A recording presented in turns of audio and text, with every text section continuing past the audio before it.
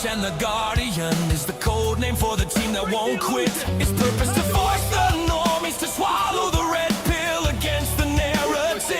A ruthless force determined to keep everyone asleep. They broadcast the truth on Rumble, high clouds dropping red pills every week. Overwatch and the Guardian, the narrative is weak. We can't let it end like this! It's too late. Defenders of the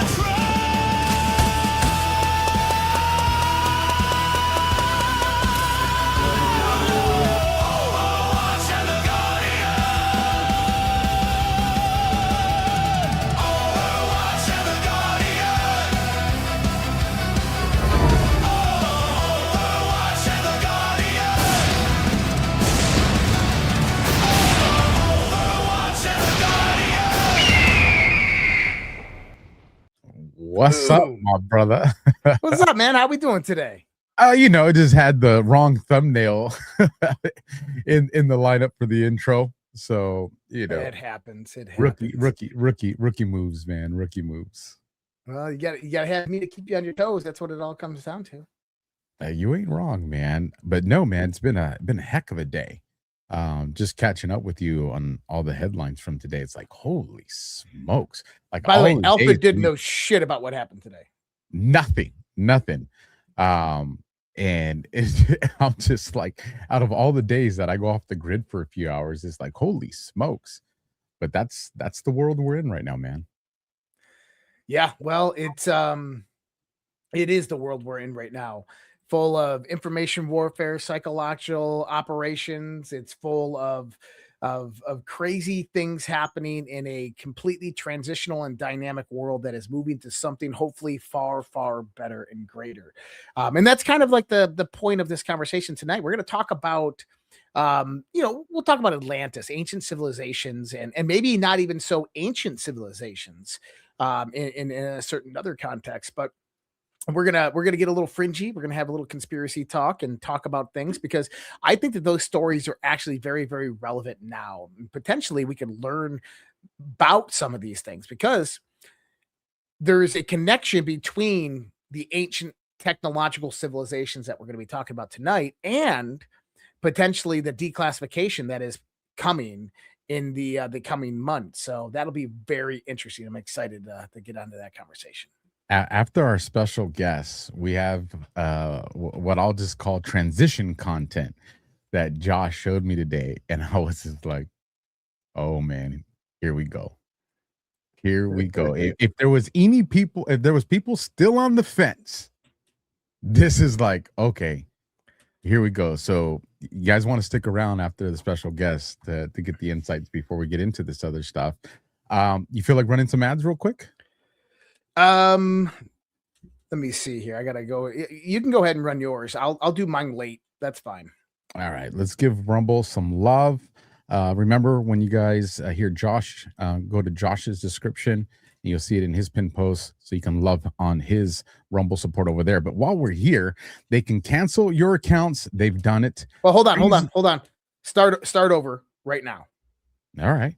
They can cancel your accounts, freeze your cards, decide what you're allowed to buy, say, or support. Big banks and financial institutions have total control, and they use it. That's why financial independence matters more now than ever. Introducing Rumble Wallet, a wallet built for real freedom. With Rumble Wallet, you control your money, not a bank, not a government, not a tech company. Buy digital assets like Tether, Tether Gold, and Bitcoin in one secure place. No permission, no middleman, no cancel button. And when you want to support creators you actually believe in, like these two guys, you can use the Rumble Wallet app to directly tip content creators securely, instantly, and without interference. You'll see that down on the left portion of your screen.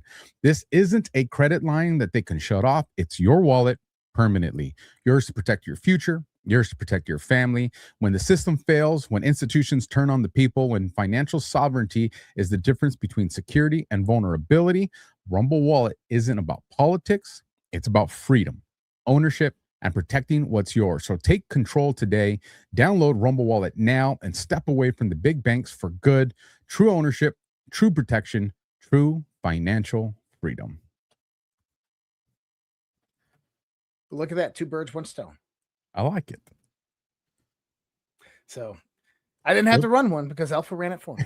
So there you go. That was So, perfect. Let's hit a home run with this introduction, brother. Well, so who we're about to bring up next, it's a woman I've been working with for about the last year. She's the founder of the Hosea Foundation, which is about stopping the killing of our babies, stopping the killing of our children, and really bringing an awareness and an education to people pertaining to a guy by the name of Dr. Bernard Nathanson. Tonight, she's here talking about something else, though. She's going to be talking about phototherapy, biophototherapy. And she's a sponsor of the show, and she's been doing this for a few years now, and it's remarkably changed her life and changed the life of those around her. So we're going to bring up Terry Beatley. She's an author. She's an amazing woman who is doing God's work out there. How are we doing today, Terry? Hey, doing great. Can you hear me okay? We can. Your mic is Yay. great. So Okay, good. I had her on the other night, and she didn't have a mic, and she has no furniture in the house, so it was just this echo. And I'm like, oh my God. But now we got the mic working, so we're all good to go. And so, Terry, talk to me a little bit about biophotomodulation, biophototherapy, what you guys got going on over there at Lifeway. Yeah. Well, a friend of mine called me 3.5 years ago. She called me in September 2022, and she told me about this little patch. And she started using these fancy words, photo biomodulation. I was like, whatever, went over my head. And actually, she called me in June of 2022, and I didn't pay it any mind, didn't pay it any attention. She called me back 3 months later, and what she slowed me down because she and I were dealing with the same thing, some joint inflammation, Yeah. joint aggravation. We both had it in our hands really badly, and she said this little patch had helped her tremendously. So I'm gonna hold this patch up. It looks like this. It's about the size of there you go, on a cheek. Okay. Little paper thin patch. And this has literally transformed my life. It's transformed my husband's life. He used to get headaches 4 or 5 days a week, and he attributes the what this patch does to maybe now he gets one headache a month, maybe one every 2 months. And energy, he and I both had gotten to the point where he felt so tired in the afternoons, which really bothered me because I'm a high energy person. I'm like, this is crazy, to get so tired at 2 or 3 o'clock. I can literally count on one hand how many times I have felt like I needed a nap in the past 3.5 years, in the middle of the afternoon. So this little patch has changed our life. I didn't tell anybody about it for 6 months other than my husband. And then in February of 23, that's when I just jumped into it and started sharing the good news because it's all spread word of mouth. So Well, there you go.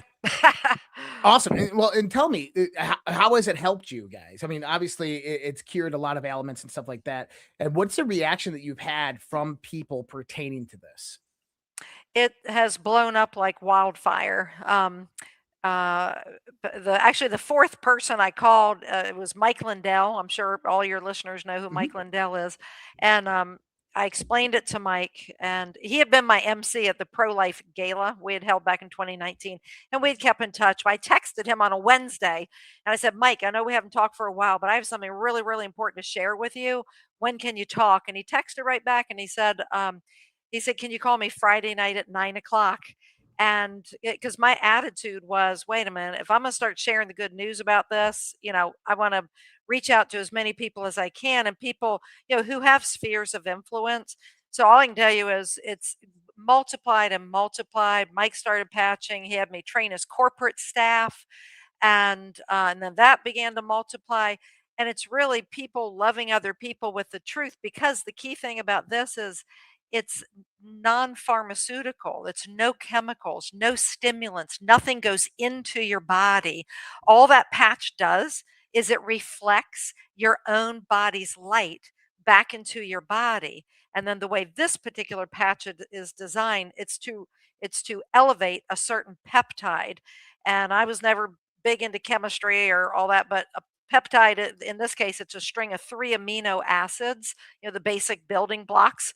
And those 3 form this peptide called the GHK copper peptide. So the GHK looks for copper to bind with. And when that happens, because of this, of your light being reflected back into your body, all sorts of positive things can happen.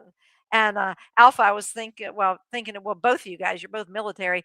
The night vision goggles, I'm sure you both have used them before, right? That night vision goggle, the reason you can see people running around is it's picking up that low infrared light that every single body emits. And so you put the patch on, okay? All it does is re-emit your light back in. Nothing from the patch goes into your body. And a lot of people ask, well, what's inside the patch? Salts, sugars, amino acids, something called stabilized oxygen, a few other nanoparticles of organic matter, but nothing from the patch goes into your body. And so all it does is re-emit your light. And then when it re-emits light, the GHK copper peptide's elevated, and from there, many good things can happen. Among those things is the GHK copper peptide is known to reactivate your own body stem cells. And this is why the company, just for any kind of business minded person out there, you can understand how phenomenal this is. The company spends $0 in advertising.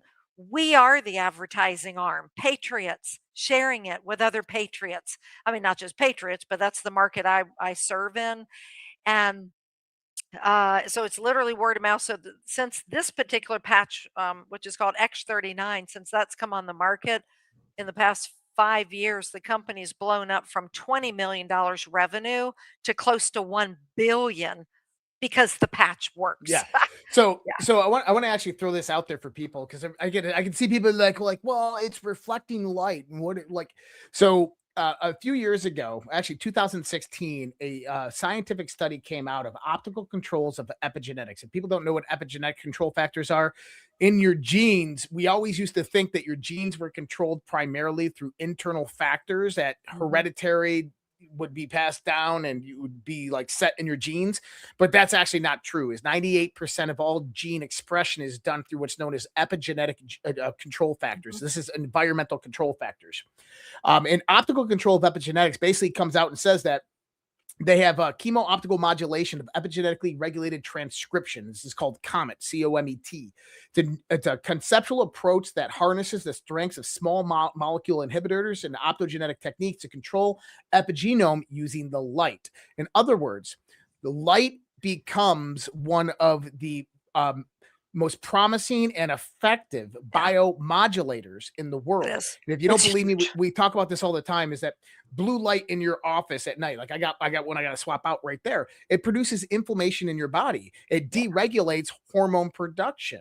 Red light is really, really good for you, reduces inflammation. And this is what they do. And they stimulate stem cells. And so this is actually very scientifically shown and proven. There's massive amounts of documentation on this. Well, and so the GHK copper peptide, that was discovered not by the founder of LifeWave. His name is David Schmidt. The man who discovered the GHK copper peptide is Dr. Lauren Picard. He discovered it back in 1973, and he recognized pretty quickly it was excellent for elevating the production of collagen.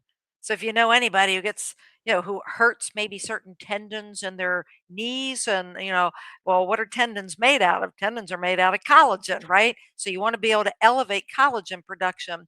Well, we know that if you can elevate GHK copper peptide, you're elevating collagen production.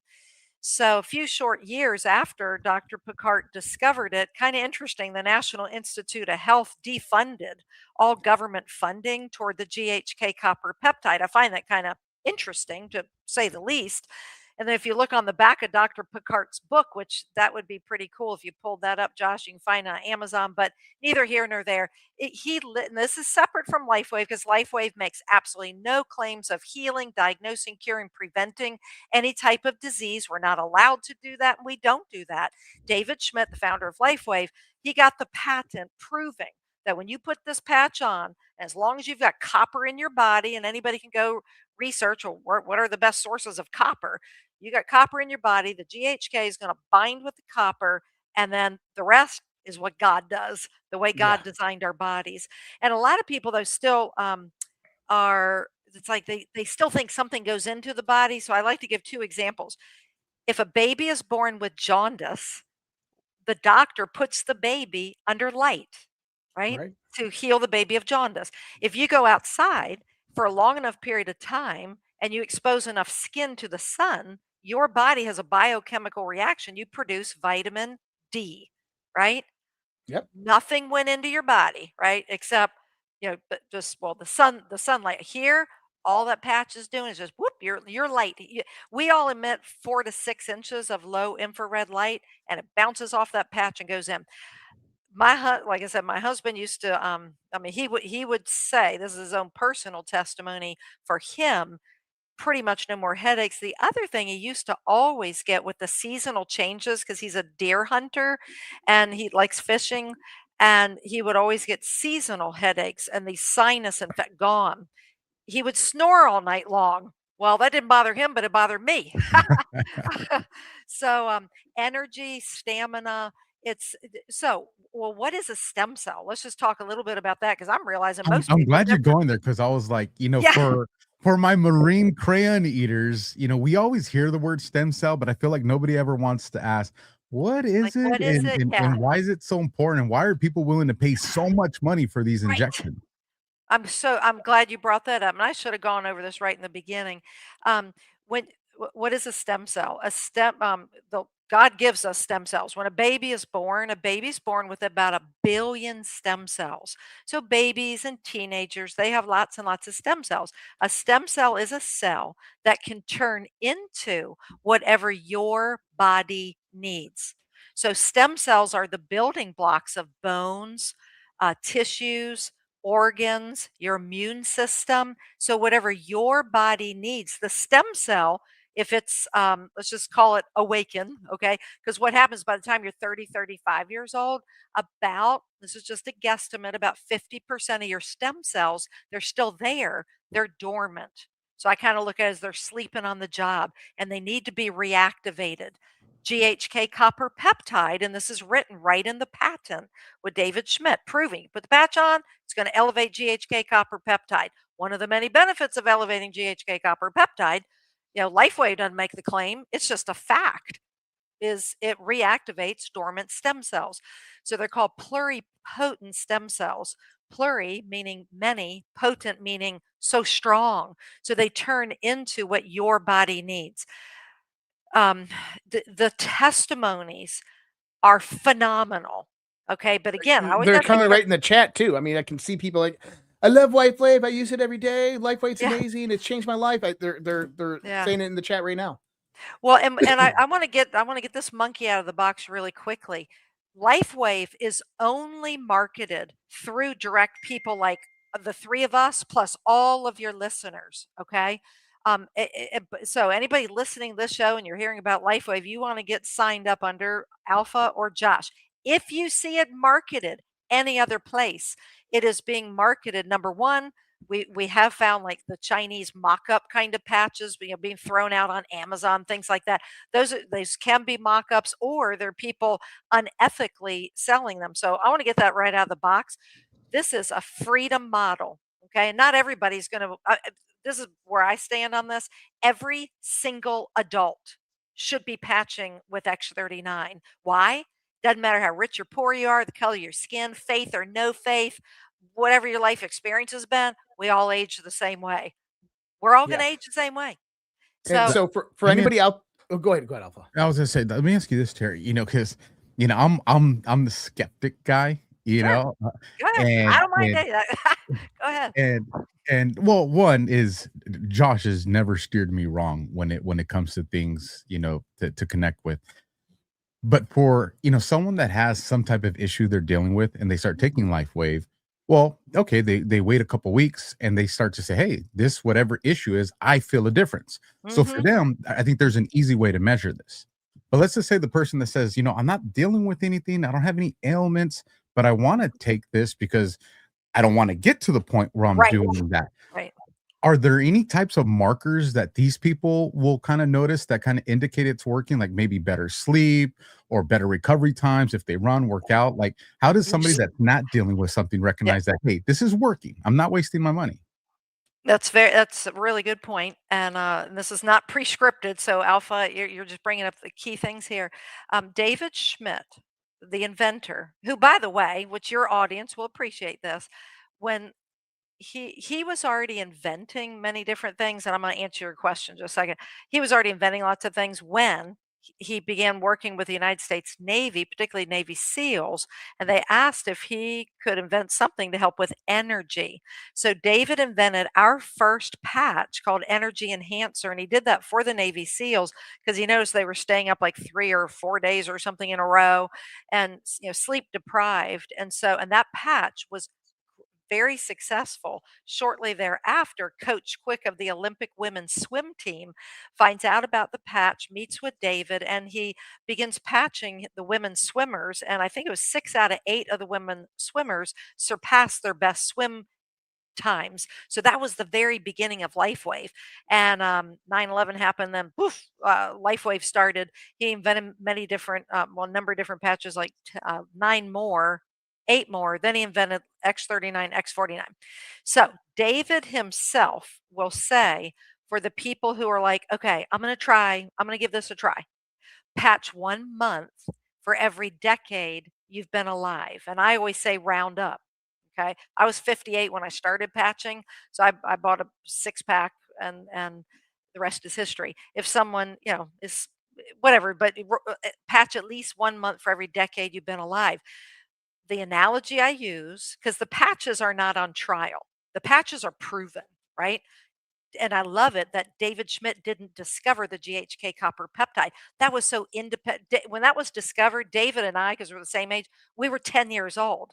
And Dr. Picard studied the GHK copper peptide for 50 years on his own with no government funding because, it's like of no possible, human benefit.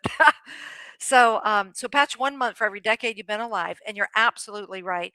Because just like you don't wait for the oil light to come on in your car. Our bodies are the same way. We want to keep our stem cells activated. And if you look at the back of Dr. Picard's book, like if you go onto Amazon and you do you flip that book over, it's a whole list of the benefits of elevating GHK copper peptide. Um, but anyway, you want to patch 1 month for every decade you've been alive, and keep a little journal, because a lot of little aches and pains, and many times it's sleep. A lot of some people will say, "Gosh, Tara, I haven't really seen or felt anything yet." And I'll say, "Well, what about your sleep pattern? You said that you used to hit the pillow and you'd stare at the ceiling for 2 hours." Like, "Oh, that's right. Oh my gosh, I haven't been doing that in weeks." My husband, it took him 6 weeks before he realized. It's like, "Oh my gosh, I'm not getting headaches anymore." Okay, so what's This is better? wild. One of No, the it's persons, awesome, and I wish I could share like all the like crazy phenomenal testimonies, but well, I I'm looking can't. at the chat, and you probably saw this one too, Josh. I'll bring it on the screen to share everybody. So Jerry Collier 219 over on YouTube says pain was gone in hours. That's crazy. Yeah, there's somebody, well, somebody that everybody knows is somebody else. He had somebody at his office who had broken her neck in 2 car accidents, and the doctors had put a plate in her neck, and that aggravation level was off the charts, and they were recommending she just take some pain relievers like the kind you get addicted to, and she's like, "Nope, not going to." Well, we actually have another patch, not to complicate things, but we have one that's specific for that P word that you just named, and that woman had had that P word for 2 years intense. They put that on the back of her neck, and it was gone in about 1 minute. because Man. that P word is a breakdown of electrical flow. So if you can reestablish the electrical flow many times, that aggravation will go Mhm. away. I've seen It is. phenomenal things. So, and I want to mention if any, we're having a Zoom call because I could like talk about this forever, but that's Yeah, not why people are on the call. actually Saturday. Saturday, yeah, Saturday at 10 p.m., 10 a.m. Central, 11 Eastern. I'm going to do more of an educational Zoom call, and Josh and Alpha, if you're interested in that, can send you all the Zoom link, and I can answer your questions. It'll be a little bit more personal, one on one, with the group. So I hope lots of people join the Zoom call.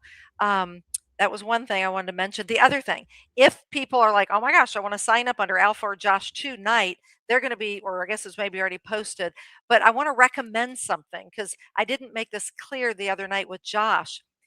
I highly recommend you come on as what's called a preferred customer plus, and you can cancel at any time.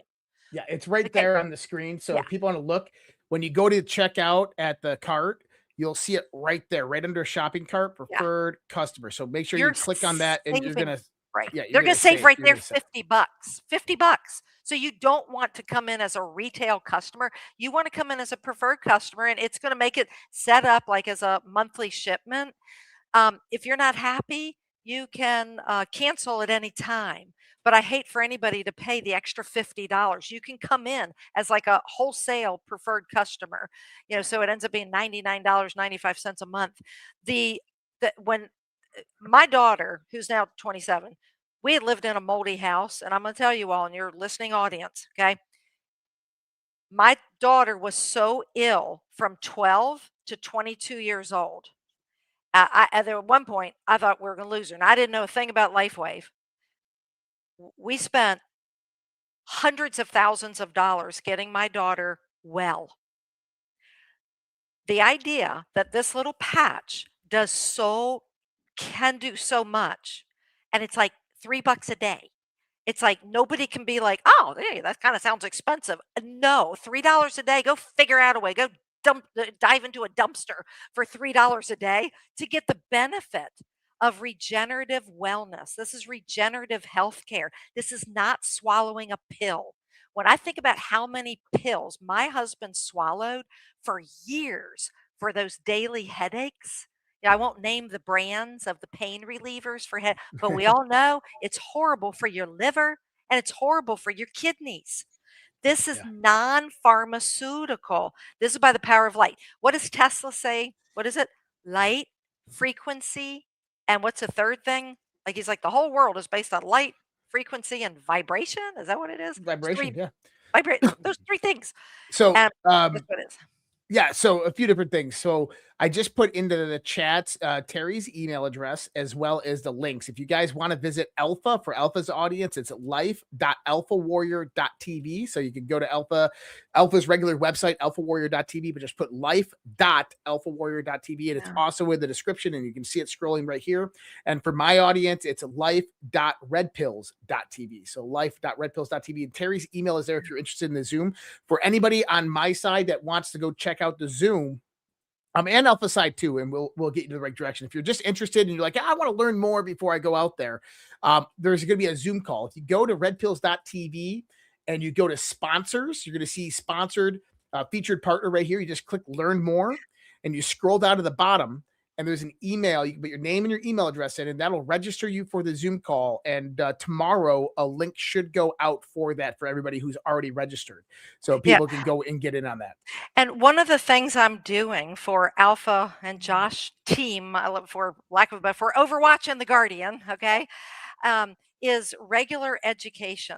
This is about changing the mindset of, let's just talk about Americans, okay? We've been taught for decades to swallow a petroleum based pill, and it's time to reframe our thinking and get outside of that matrix, because the way God makes our bodies with stem cells, and then He chose this man, David Schmidt, who gives God all the glory. Doesn't matter what crowd David's standing in front of, he gives our Lord all the praise for the inventions. David has over 200 patents. This year he's going to break 300, and he's breaking the mold. He's lifting kind of like the veil and that by the power of light, we can we can experience regenerative wellness.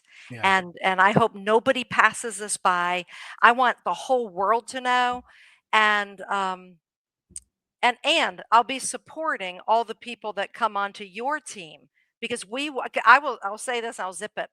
I believe that if everybody listening to this podcast tonight, this, whatever you call this thing, um if they understood what this patch can do, every single adult would be patching for the rest of their life. Just like you wouldn't go a day without water, you would try never to go a day without patching.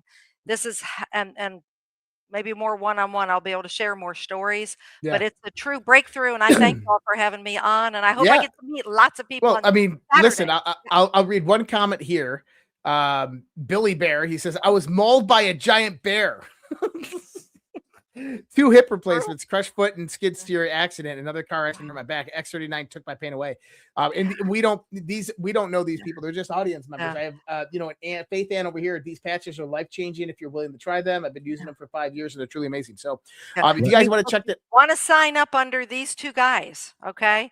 Don't go to, because I'm gonna just say, if you find it from other sources, that are like on anywhere online without going through a representative, you don't know where they're made. You don't know if they've been sitting on somebody's car in Florida on the dashboard in 120-degree Florida summer heat, and you don't know if you get your 90-day money back guarantee. You want to go through Alpha or Josh. I just can't shout that loud enough. And then we work together as a team, and we get educating the people you know, the people you love, the people you care for, and the testimonies every single day. I get testimonies texted to me or emailed or a phone call, and it's fun. And you guys are going to be the same way. Well, you're already Awesome. hearing it.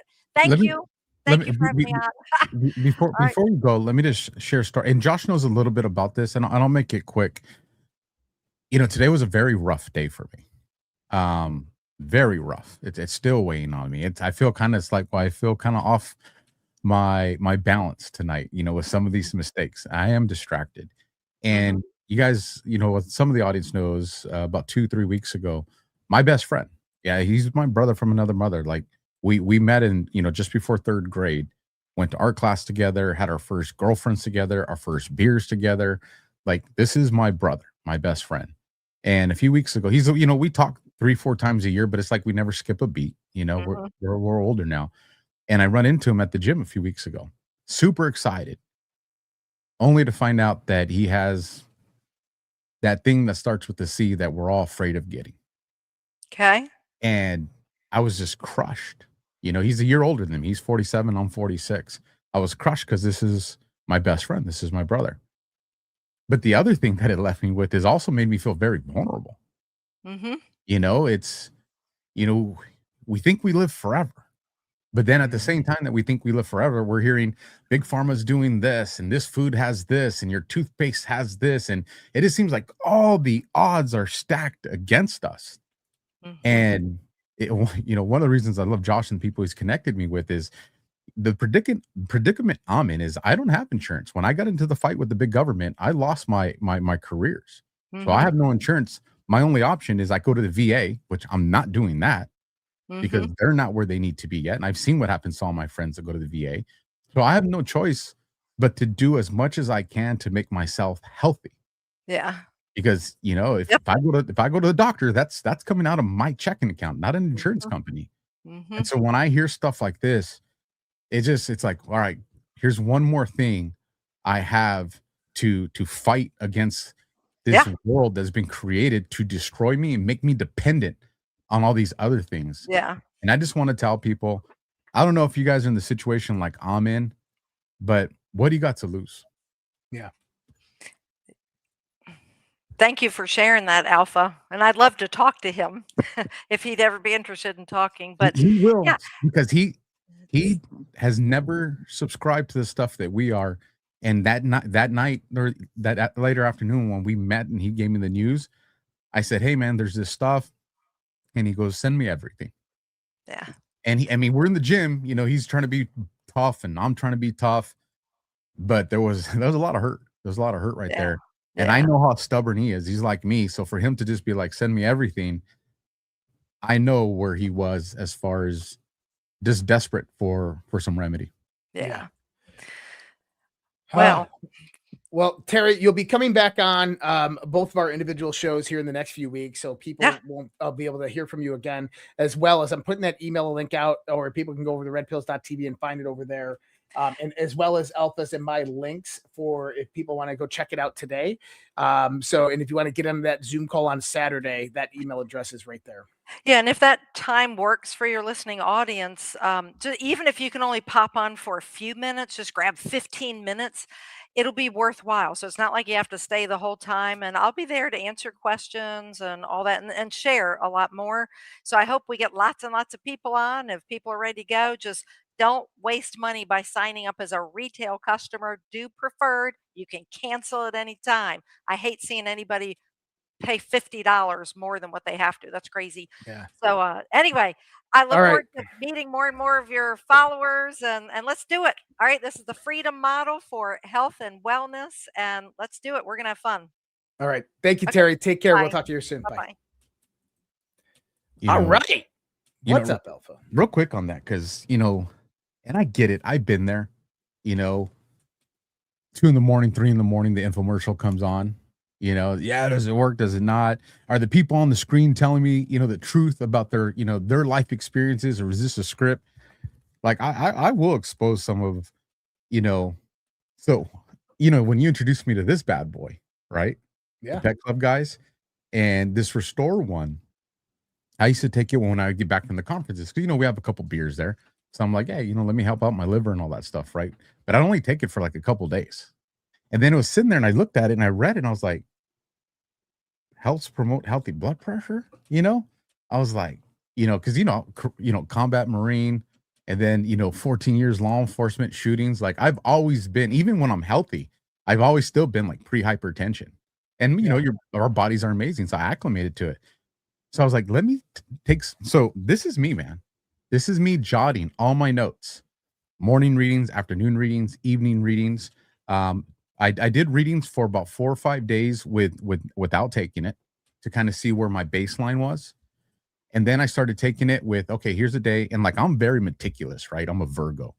So I'm taking it with, okay, this day I had coffee. This day I didn't. This day was a cardio run day. This was a weight training day, to see where I'm at. Dude, this is, remember, I'm pre-hypertension, it sucks, when I am getting my health back in check too, but I was in the range of the mid 140s to the upper 140s, over like the higher 80s, is where I was. Yeah. This is my reading today when I got back, probably about 30, 40 minutes after the gym, 123 over 80. Oh man. I'm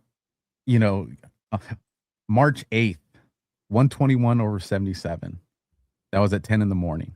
And I always do it within like 10 minutes of each other, to kind of get an average.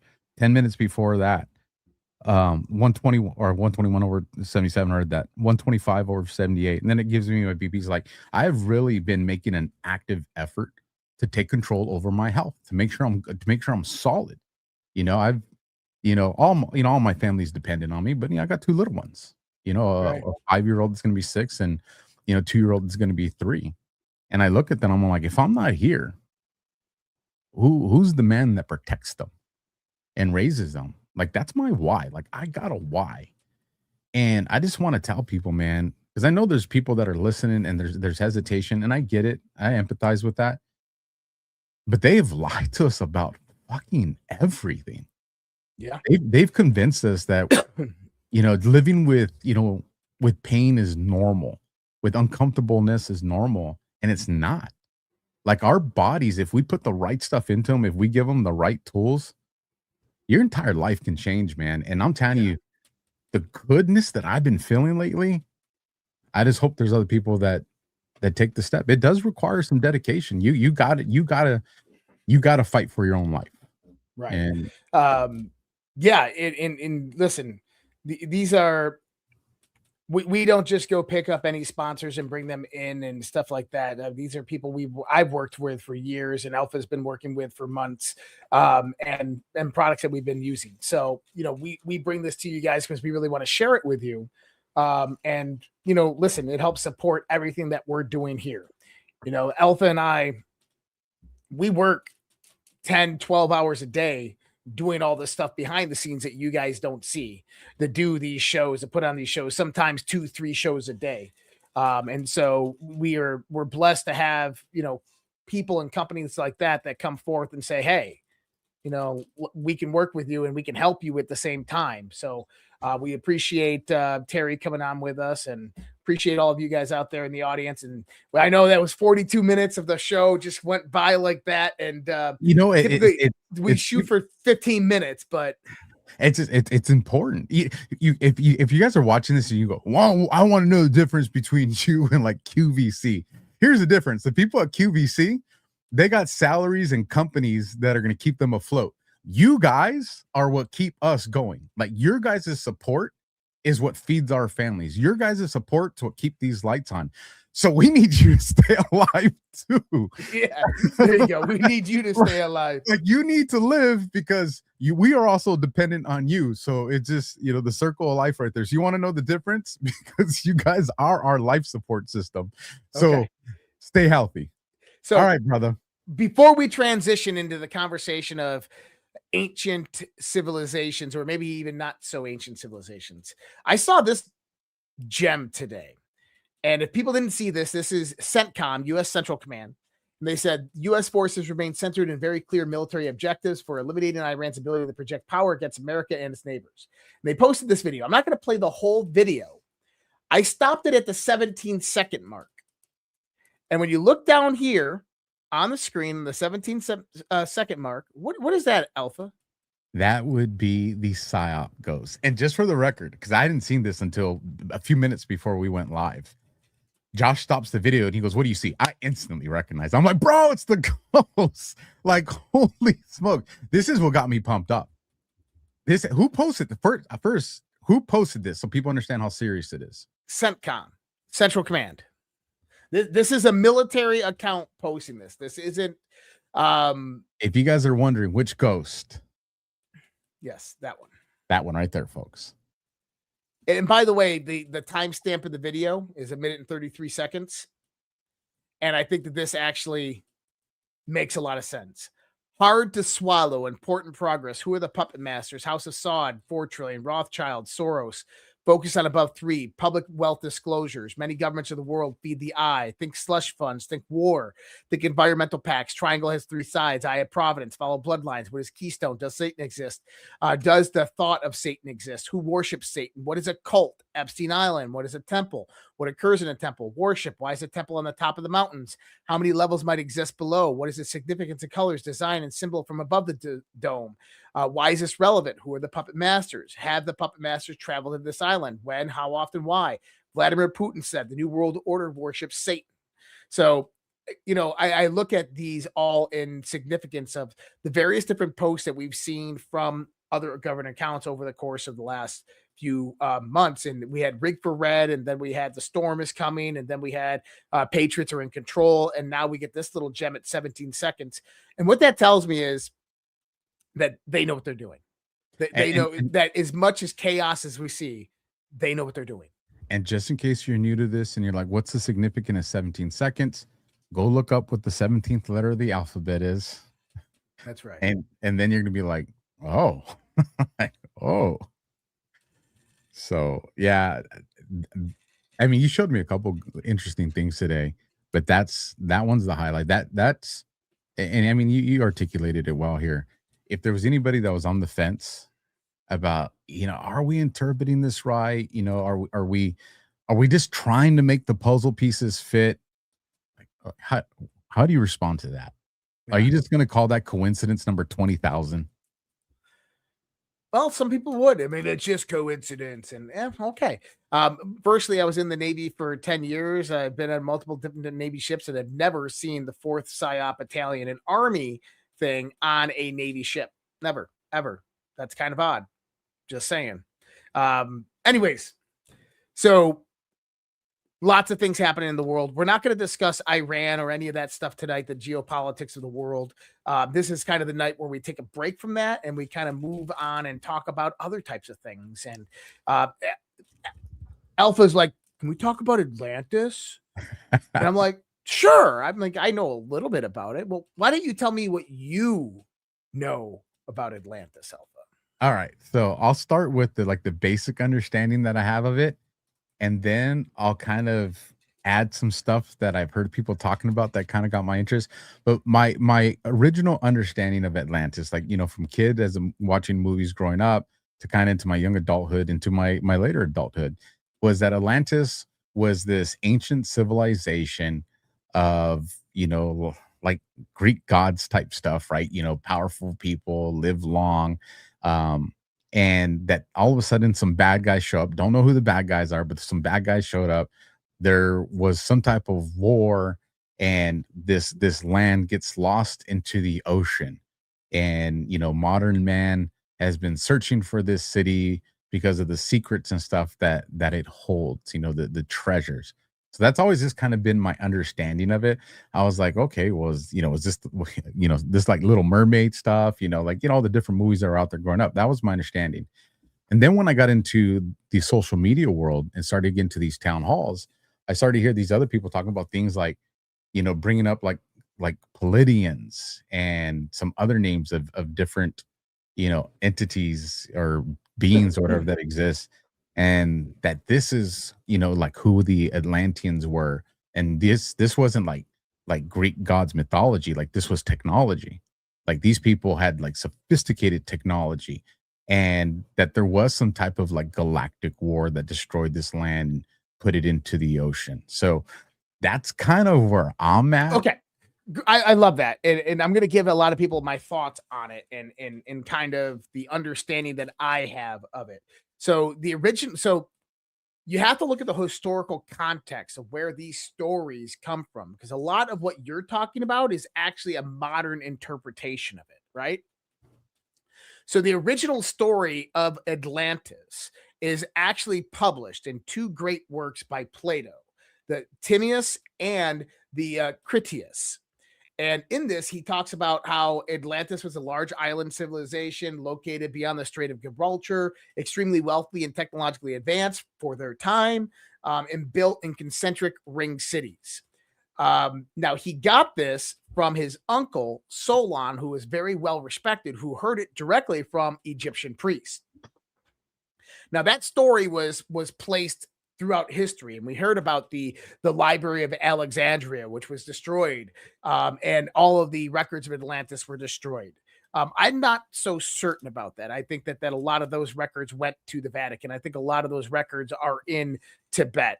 But the modern interpretation that we have Atlantis, there's a few different variations. Number one is there's just a really fringe conspiracy perspective of it that has no relevance within historical context. And that's the idea that, it's underneath Antarctica and all this stuff. Maybe it is. The idea of it being a global civilization, that's actually relatively new. That's probably 100 years old.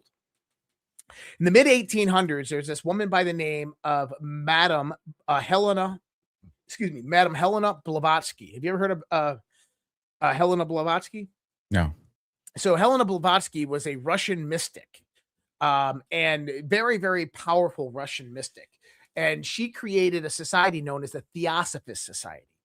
And she used channeling of spirits or ancient Egyptian priests, or what she considered to be Atlantean priests, to kind of construct a lost history. Because even in the 19th century, humans believed that our history was lost, that our history was being hidden from us. And so she brought about kind of a lot of the modern lineage of highly advanced technologies, flying cars, cities of gold operating on the power of crystals. This came a lot from Madame Blavatsky. Then in the early 1900s, a gentleman by the name of Edgar Cayce. You ever heard of Edgar Cayce? I have. So Edgar Cayce was known as the Sleeping Prophet. He was a Christian pastor who would go into these trance-like states and have no recollection really of them afterwards. And he would describe this ancient civilization that was sunk beneath the ocean, that was highly technologically advanced, and that they communicated through crystals, and their power source and energy source was crystals within the civilization, very similar to Madame Blavatsky. And by the way, you got to make the connectivity that there was really no connection between Helena Blavatsky and Edgar Cayce. There's not like Edgar Cayce goes and picks up one of her books. They weren't really well known during this time. Can I interrupt? Because I was thinking about waiting till the end to mention this, but I was like, I'd rather say it now so people know why I asked Josh if we could talk about Atlantis. You know, we've been talking a lot about the disclosure with the alien stuff and all that. Yeah. And a lot of that stuff comes out of the ocean, right? And so the reason I was asking Josh is because I've been trying to figure out, is this aliens? Is it this? And then I was like, you know, the majority of these things are coming out of the ocean. What if it's freaking Atlantis? That's, you know, we're calling aliens. So I just wanted to, I hate interrupting, but I just wanted people to know kind of what my motive and intention was. And I didn't want to save it to the end because I want to see if, you know, if there's anybody else I can kind of, you know, motivate. So I will get into that part of it here. I want to get through the historical aspect of all this. So you have Edgar Cayce, who brings this about and publishes in his books. But that's not all you have. I mean, during the late 19th century and the early 20th century, you had a revitalization of occult and esoteric knowledge. They called it the Great Thought Awakening, the Great Thought Movement that happened around 1920. Chicago, New York, and London and Paris. And this was all the aristocrats out there, and they're regenerating all of this occult and mysticism and esotericism. You had a lot of convergence of various different ideologies and philosophies, from Kabbalah and Hermeticism to all of these other ones that kind of Rosicrucianism, that all converge into one. And yet a lot of people out there that have been students of these within secret societies for a long time kind of bring this information out. Well, one of them was actually in Germany, and this is a branch off of the Theosophist Society, which was international and global. And they were known as the Thule Society. So you'll see it. It actually looks like Tool, Thule. Tool, it's Tool, but it's Thule, the Thule Society. In the Thule Society, kind of, they understood that there was an advanced civilization at one time on this planet, and they sought to kind of seek it out. Well, a lot of the people from the Thule Society in Germany, the 1920s, ended up joining the Nazis. And they did that through a secret occult society known as Astara.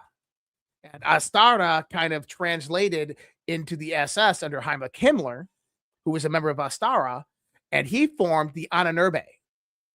And this was, the Ahnenerbe was a secret SS rank that Heinrich Himmler directed himself, that went around the planet searching for the origins of the Aryan race, for this ancient civilization. And this actually comes about with what's known as the Eureka telegraph. You ever heard of the Eureka telegraph? No, I don't sound familiar. So in the Ahnenerbe, you had Eidemann, his name was Ottoman Heischwach, German name, but he was a member of the SS, and he was one of the people that Heinrich Himmler sent out to go discover this ancient civilization or remnants of it. You remember, they're looking for the Spear of Destiny, any types of old ancient relics. And Otto was in the Arctic, not Antarctica, the Arctic. And he got to a calling post, and he sent a telegraph back to Heinrich Himmler that said, "Eureka, we found it." And nobody knows what that was all about. But I will say that Trump wants to control the Arctic, that Trump wants Greenland. I'm just going to throw that out there. And what if Antarctica was a distraction for what's going on in the Arctic? I'm just throwing that out there too. But going into the Ahnenerbe, they were dead set on discovering this ancient civilization. Now, what was Atlantis, or at least that we have from historical record, from metaphysical context, from what the Nazis and what stems from the Nazis? Because everything that we have in historical context primarily comes from that one short story by Plato, right? 2,500 years ago. And then it stops, and then we picks up in the 19th century with Helena Blavatsky, then it picks up with Edgar Cayce, then it picks up with the Anna Nurbe and the SS and Heimlich Himmler. And then it goes into fantastical world where it gets expanded into conspiracies, right? So Randall Carlson and Graham Hancock are two kind of researchers out there that deal with Randall Carlson deals with geography, kind of like the study of ancient movements of the earth and so forth. And one of the things that they made predictions about, and this is back in the 90s that a lot of these researchers started making predictions about, is that it would be discovered that about 12,500 years ago, there's a mass extinction event on this planet. And science kind of knew about this, but it was actually really confirmed about a decade ago. Now, this is interesting because in Edgar Cayce, the Sleeping Prophet's testimony on Atlantis, he talked about 12,500 years ago. There is a major cataclysm of which the seas rose on the planet and sunk Atlantis. And so you have Edgar Cayce saying this in the 1918 to 1923 timeframe. Then you have researchers saying, hey, 12,500 years ago, a major cataclysm actually happened. And then you have researchers confirming it with actual legitimate evidence. And so you probably heard of Göbekli Tepe in Turkey, right? No, I haven't. So But Göbekli Tepe is it's a city that they discovered that was buried in mud. And they dug it out and they find it the remnants of a highly advanced human civilization. The problem is that the city dates to between 12,000 to 10,000 years old. this, I mean, I don't. Does the story Noah get tied into this? Well, that's interesting. Let's get into that here in a few seconds, okay? All right. And let me bring this up in my notes. While he's bringing up his notes, do us a solid, folks. Smash that thumb, hit the heart, leave a comment, and please share the content. It's free.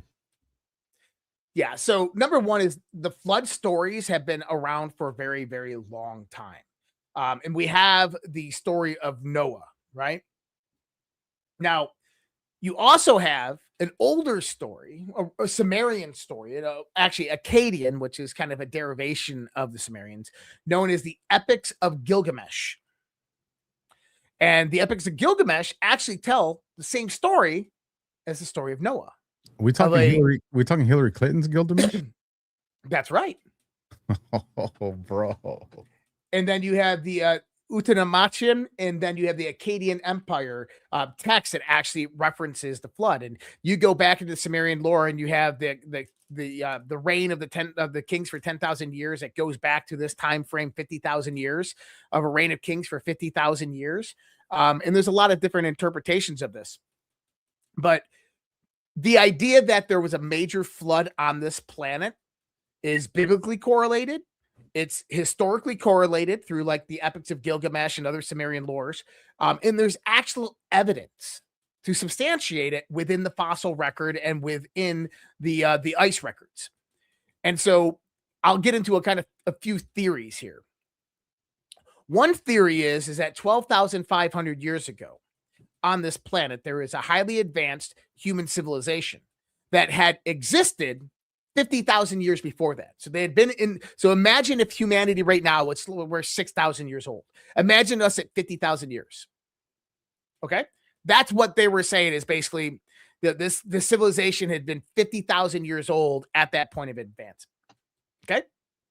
So imagine this civilization, and they believe that it was a global civilization, that all the pyramids on the planet, all of this were built by that. I actually disagree with that statement because there's contextual story that arises in mythology that actually says that that's not true, that actually that happened afterwards.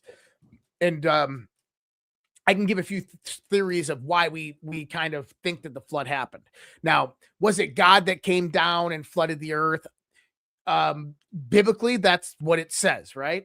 Contextually, that has been shown to be something else, that maybe there was a pole shift, that caused the flood, or a massive solar event, or a comet that came in close to Earth.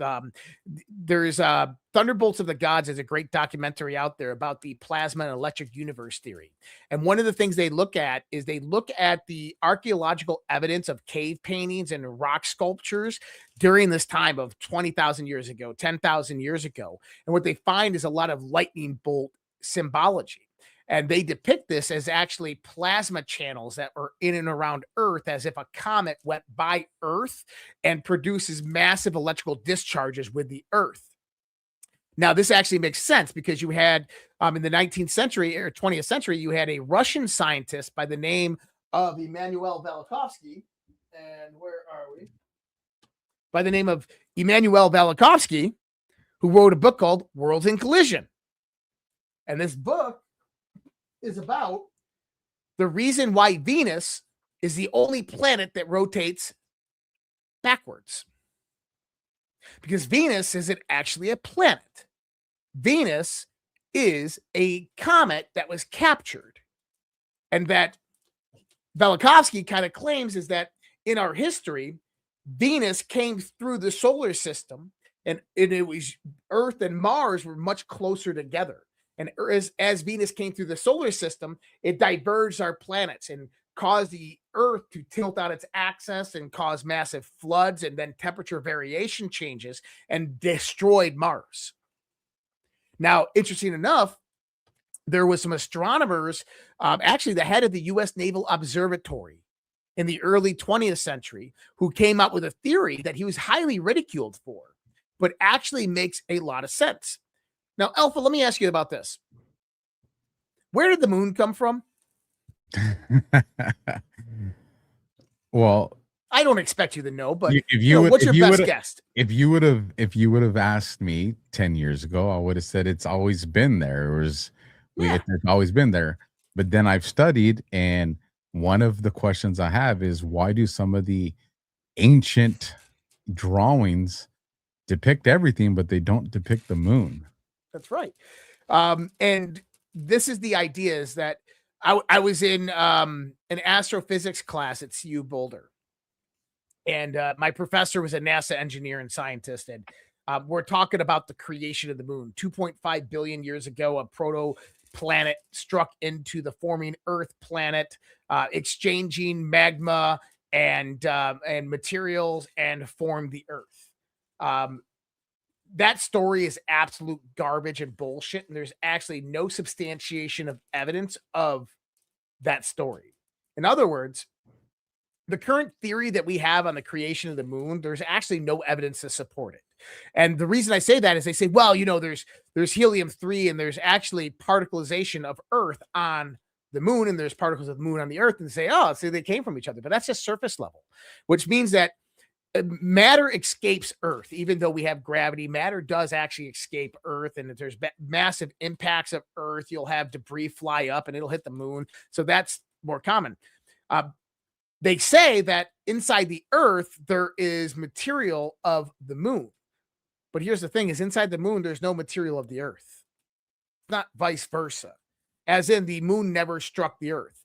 There's another theory out there. There's a lot of different theories about the moon, but I like this one the best. And I think that this one actually makes a lot of sense because it's backed by what we're considered to be called mythology. And you got to remember, we grew up learning that mythology, right? The myth of their times that we're being told, a story, is fake. It's just these Greeks and these Romans that didn't have anything to do. They just had vivid imaginations, and they sat there and wrote all day about this, the anthropomorphication of the stars and the heavens and all this stuff. And they built it in the gods, and they drew in cultural attributes and significance. And they made stories out of it to teach children. That's all bullshit. That's all bullshit. Okay. Number one is, yes, it was an anthropomorphication. An anthropomorphication means to bring down from heaven and make inconsiderable to man. And in other words, is that when I have a constellation in the sky and I'm trying to record that constellation, I will give it a human attribute. So I'll say that this is Zeus, and Zeus has these attributes, right? An archetypical nature. And so I'm anthropomorphizing that constellation here on Earth with a mythological figure. And so this was really more their meaning behind all of these things. But the reason they built it into story was not to like train the kids and get them to educate on the stars and the skies. It was because the skies were a calendar system. The skies told a story of our history, and our past and our future. And that's really, really interesting. But the Akkadians as well have another writings called the Book of Tiamat. Now, I don't expect anybody to know the Book of Tiamat. You can go read it for yourself. It's really interesting in the context of the English translation. And this isn't a Zachariah Stitchin translation. This is kind of a modern day translation of the Book of Tiamat. And if you want to try to say that we have an ancient civilization that is 6,000 years from now that is watching and witnessing something that maybe, or actually they're learning a story of something that happened 10,000 years before them in a highly advanced technological society. But how do you extrapolate that down into a knowledge for people who are working with stone tools and basic agriculture? Well, you have to mythicize it. You have to bring it into an archetypical nature. You have to embody it within mythology. And this is a lot of what happened. And so the story of Tiamat is really interesting.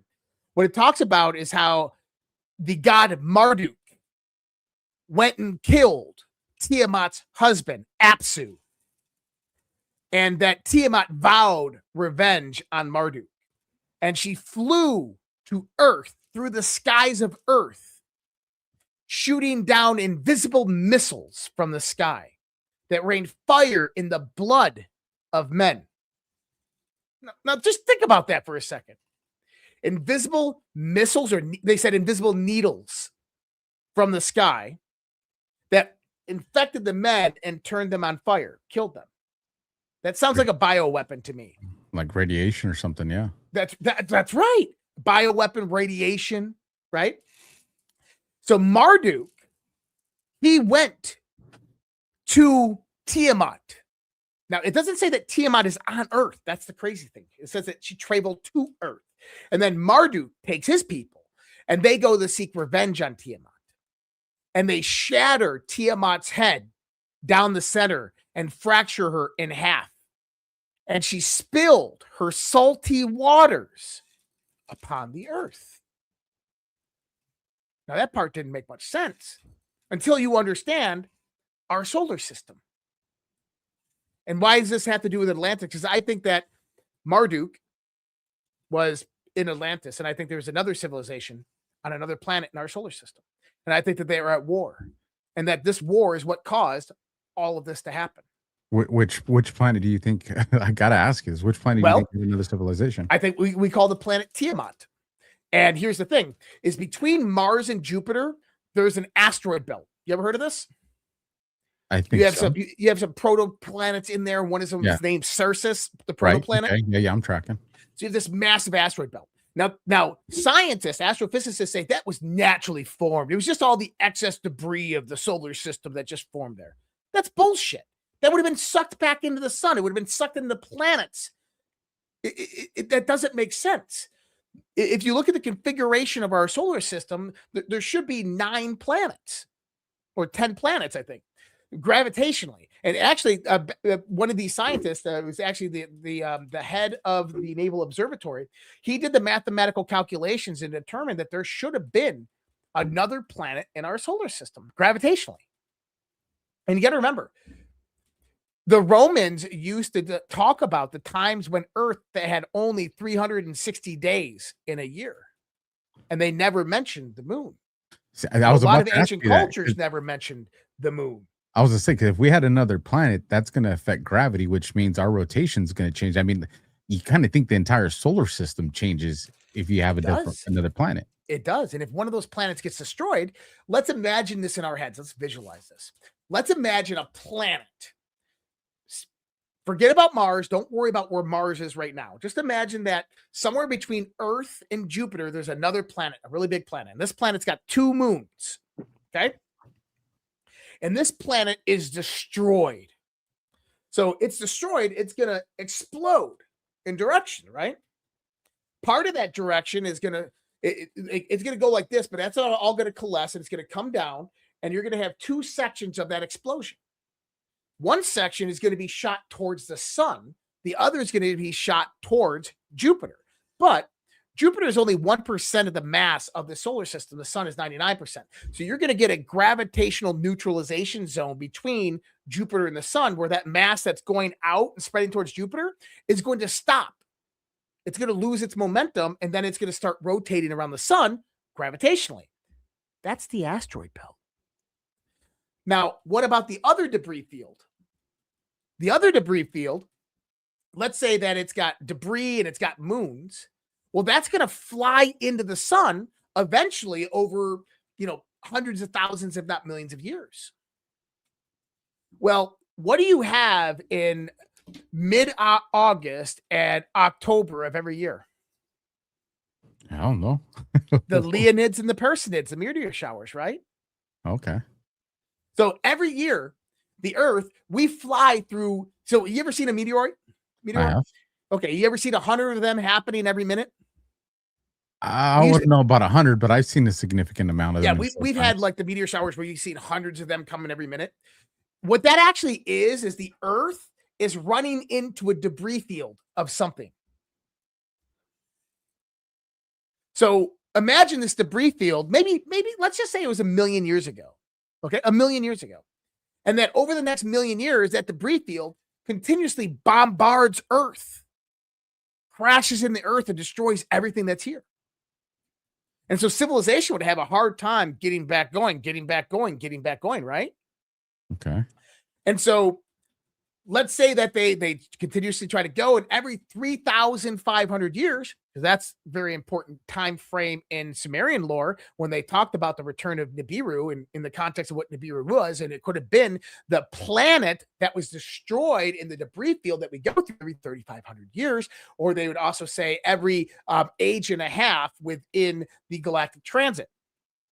And so we would go through it, and then boom, we'd be reset. We'd go through it 3,000 years, and boom, we'd be reset again. And this happened, but it started to get less and less and less. The debris field started to whittle down because most of it was just going into the sun or bombarded into the planet. Well, civilization eventually was able to pick back up and become advanced, right? And so now you have the birth of this ancient civilization 50,000 years ago on this planet that becomes highly technologically advanced. But then something happens. You remember that planet had 2 moons, and we know this through the various different stories through Akkadian and Sumerian lore. Had 2 moons. One of those moons became Mars. Now, we can actually see the evidence on Mars today of this. So one side of Mars is completely scarred, as if something just bombarded the whole side of the planet, but not the other side of the planet. In the atmosphere of Mars is cesium-129, which only happens after a nuclear explosion. But the cesium does not exist in the surface. It only exists in the atmosphere, which says that the nuclear explosion was in the atmosphere or outside the planet, not inside the planet.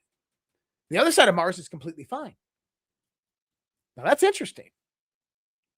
Now, that's almost like Mars was facing, one side of Mars was facing the planet blew up, completely bombarded that side of the moon. The nuclear explosion dropped the cesium in and then threw Mars into the orbit that it's currently in today. And that's why it's a dead planet. But what happened to the other moon?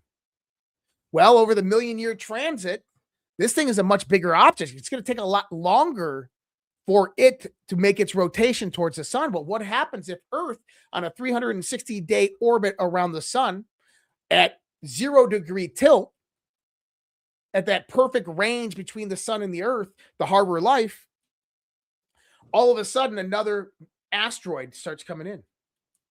Just like Velikovsky said, he said it was Venus, but what if it wasn't Venus? What if it was the moon? And what if this ancient civilization saw the moon coming in, and they knew that at some point in time in history, in the future, that Earth was going to collide with this? Now, this is really interesting because in various parts of mythology, I was talking about with the thunderbolts of the god, they talk about the plasma discharges. They talk about the symbolic relationship of Earth and another object in the sky. And in various different Abrahamic religions, they talk about the morning sun, the morning light, the bringer of light, the morning sun, something that was Lucifer who shone in the sky brighter than God. So brighter than the star in the sky, this thing shone. And it's shunned for generations.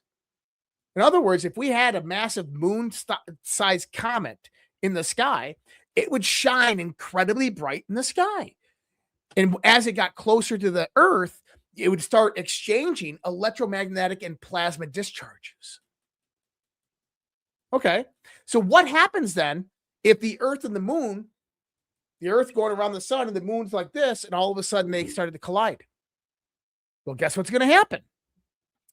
Gravitationally, the polar tops will begin to tilt towards each other. Well, guess what? The Earth is 23.5 degrees tilted, is it not? So both of them would begin to tilt towards each other, and they would be a convergence and then a gravitational rebalancing. But as that convergence happens, the waters and everything on the planet would all rise up and flood the whole planet and crash down. It'd be complete reconfiguration of the planetary surface. Of the water would absolutely wipe over all the land. Exactly what we saw 12,500 years ago. Now, this is also interesting because if you're a highly advanced, technologically advanced civilization and you knew this was going to happen, and who knows, maybe they're not spacefaring. Maybe they are spacefaring, right? But let's just say that, hey, we're on this planet. We can't stop this moon thing coming in. There's as technologically advanced as people are, let's just say you can't do that. So what do? They go out there and they create tunnel systems and caverns underneath their major cities where they calculate that the water will eventually reside.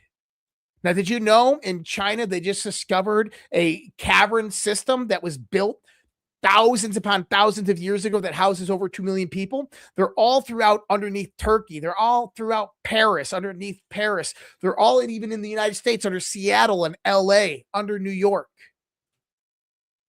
Where did those cavern systems get built from?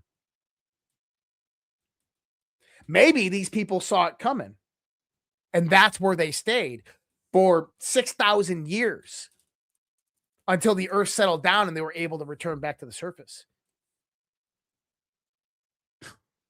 That's heavy, bro. I mean, there's a lot of, from the world of law enforcement, a lot of like legit circumstantial stuff that paints that picture. There is. I mean, it's one description of the evidence that we have that actually is viable. And here's the thing is, science is like, oh my God, that's just so conspiracy oriented. Like, mythology isn't real. Like, you guys are fucking idiots. Like, yes, they were talking about very, very real things. And now, by the way, in the old calendars, do you know when the first of the year was? We've talked about this. I don't remember, but we've April 5th. April 5th. And that was the first of the year. That was interesting because it used to be April 1st. It used to be April 1st, and it was changed to April 5th. And what they did is gave 5 days of debauchery and mourning, or 5 days of celebration, but it was really remembrance of the tragedy. And then those people that still celebrated on April 1st, they call them fools. And that's where you get April Fool's Day. But our planet used to have only 360 days. And so the ones that would still celebrate on April 1st, they always looked at it as 360 days, but the 5 days were actually ejected out of the old calendar to make it 360 days. Now we just add that quarter day rotation every month. So there are lots of indications of an ancient advanced civilization on this planet. Now, my brain starts to think about this. Let's say that Atlantis was very, very real. They were a 50,000-year-old civilization on this planet. They were highly technologically advanced. They had spacecraft and they had traveling craft or whatnot. Now we have to go into other types of books. Now, you've heard of the Book of Enoch, right? Uh-huh. Okay. Now, the book of Enoch talks about how man lived with other advanced beings on this planet, right? Giants and the Nephilim, right? Now, just for a moment, everybody out there, remove the religious component. Okay? Remove the religious component. Let's just say that this is a highly advanced human race that's living with other races of beings from somewhere else or that exist here. Right? And maybe they're not all good friends. Who knows? Now go to some of the oldest stories known to man. So the two most ancient writings on for humanity are Proto-Hebrew and Sanskrit. And they're both really interesting languages because this is kind of interesting. I want you to see if you can catch on to this. In Hebrew and Sanskrit, both languages, number one is they obviously have a verbal dictation, right? I can speak the word. But not only does that, I can write it, and that writing has a mathematical context, it has a musical notation, and it has a symbolic representation. One symbol in Sanskrit, you could write books in English on. Okay? In other words, 5,000 years ago, when we came into the Fertile Crescent and started civilization, the languages we brought with us were far more advanced than the languages we have now. So language has de-evolved for the last 500 years, 5,000 years. That doesn't make any sense, but it's true. And then you get civilizations or you get cultures like the Hebrews or the Jewish people who preserve their language. They did it for a reason. That language is incredibly powerful, and just like Latin or Sanskrit, incredibly powerful language. But there's Sanskrit writings that are 5,000 years old that are still on this planet today. Many of them exist in Tibet. In Tibet, there's a cave, and in this cave, there's millions of manuscripts that have never even been looked at because one man is the guardian of them and the decipher of them. So he spends his lifetime just going through these manuscripts that are 5,000, 10,000 years old. Why not give it to artificial intelligence now? They won't let anybody into the cave. It's sacred to them. But I think that that's a lot of the stuff from the Library of Alexandria. This is why when the Pope went and met with the Dalai Lama, this is Pope Francis about a decade ago, went and met with the Dalai Lama pulled out a document that he had that was 2,000 years old that proved that Jesus actually existed. And the Dalai Lama said, because Jesus, his name was Jeheshua or Isa, right? And depending on which language of translation.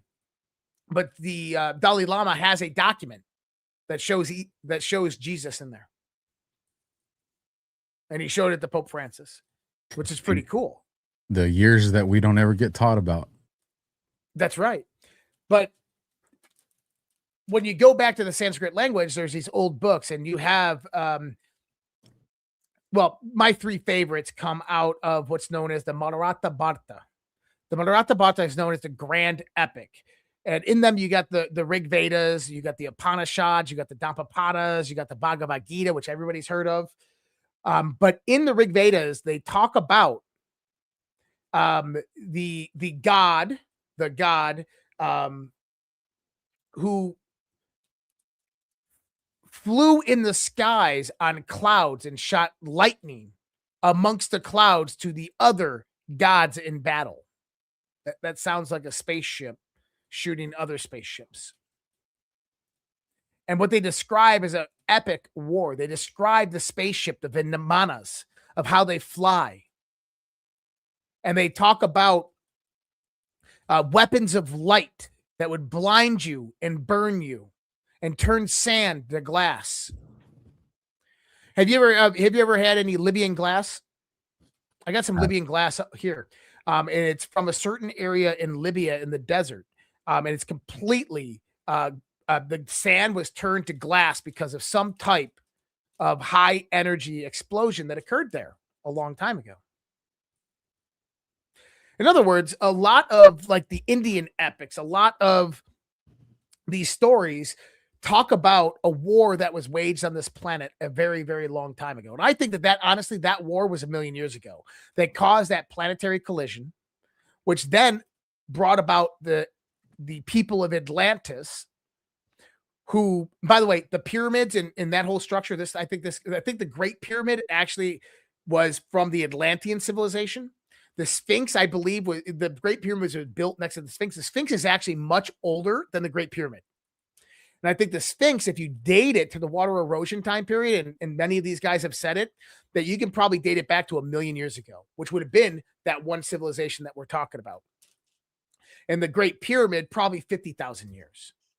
But then we have pyramids all around the world. And actually, this makes sense when you start to go back into mythology. So let's just assume. Let me ask you, and maybe this is just my pea brain, right? But if these ancient civilizations were so advanced, like they couldn't leave us better hieroglyphics, like better pictures, like better like documentation for the Did future? you ever see that show on the History Channel? It was called After Man or After Humans. Mm-mm. And so what it did is it mimicked what would happen if humanity just disappeared. What would happen to civilization? What would happen to books and CDs and media and buildings and wood and houses and construction? Within 500 years, all of this would be gone. So I want you to think about that. Imagine right now, civilization, 85% of the population of the world lives on the coastline. Okay. So let's just say some similar event happens and the ocean tsunami happens and hits all tides, all coastal lands across the planet and wipes out 85% of the civilization. Okay. Number one, 85% of the civilization, the odds are not in our favor. You don't have nuclear engineers, people to maintain nuclear power plants and generation, to mine coal. You don't have the doctors to stretch across the planet. In other words, humanity doesn't move forward from that point. We move backwards. We go back to the Stone Age, very, very primitive type of living. Okay. Within 500 years, five centuries, all of what you see in front of you right now would be gone. All the steel skyscrapers, gone. All record of our civilization would be gone unless it was preserved. Okay? So that's just 500 years. And by the way, 500 years after this happens, imagine you and me were talking and be like, we would tell stories. 500 years ago, we had a thriving, highly technologically advanced civilization. We went to the moon. That's bullshit. Don't give me that. There's no proof of that. Those are the types of conversations that would be happening in 500 years. But also, people would keep it hidden because they would keep it hidden. They would keep it in mythology. They would keep it in story. They would write books on it, and it would become biblical in nature, religious in nature. So then, how do we keep the like the Sphinx and the pyramids? And the pyramids, like in Mexico, like we have structures that are thousands of years old. So, well, there's a story from ancient Egypt that is told. And this story is actually very, very old. It comes from various aspects of Egyptian mythology. And it's a story of a demigod by the name of Thoth. Now, Thoth was known as Hermes, and Hermes was the messenger between the gods. He never wanted to be a demigod or a god at all. But there is the goddess Isis, who was the knowledge of the universe, the wisdom of the universe, the goddess of fertility. And she wore a veil. And the veil were the secrets of the universe. And Hermes, Trismegistus, thrice great, lifted the veil and learned the secrets. And then he was the only man that came before her and learned her secrets. And then he gave those secrets to his 4 disciples and sent them to the 4 corners of the earth to restart civilization after the great deluge, after the great flood. And this is where you get Quetzalcoatl down over here in Mexico, who built the pyramids out there. A derivation of Thoth. Thoth in Egypt that builds out the pyramids in Egypt. And then you get in Japan, and then you get in Europe. So the story actually has a little bit of relevance there. Now, instead of going into mythology with that idea, I want you to think about this for a second. And this is the idea that I have is like, if we had a highly advanced technological society that was a mix of different races, let's say that, I always looked at Middle Earth. There's elves, there's gnomes, right? There's dwarfs, there's humans. And I always there's giants. I always explain it like that. Is let's say that the moon was coming or there's this asteroid or big event that was coming. They knew it and they were able to prepare for it. And they buried their cities so they would remember them. And they put their people in these cavern systems to survive it. And maybe they even put high levels of technology down in there. Right? What if after the Great Flood, the day, 100, so by the way, the Great Flood is, let's say the earth flooded.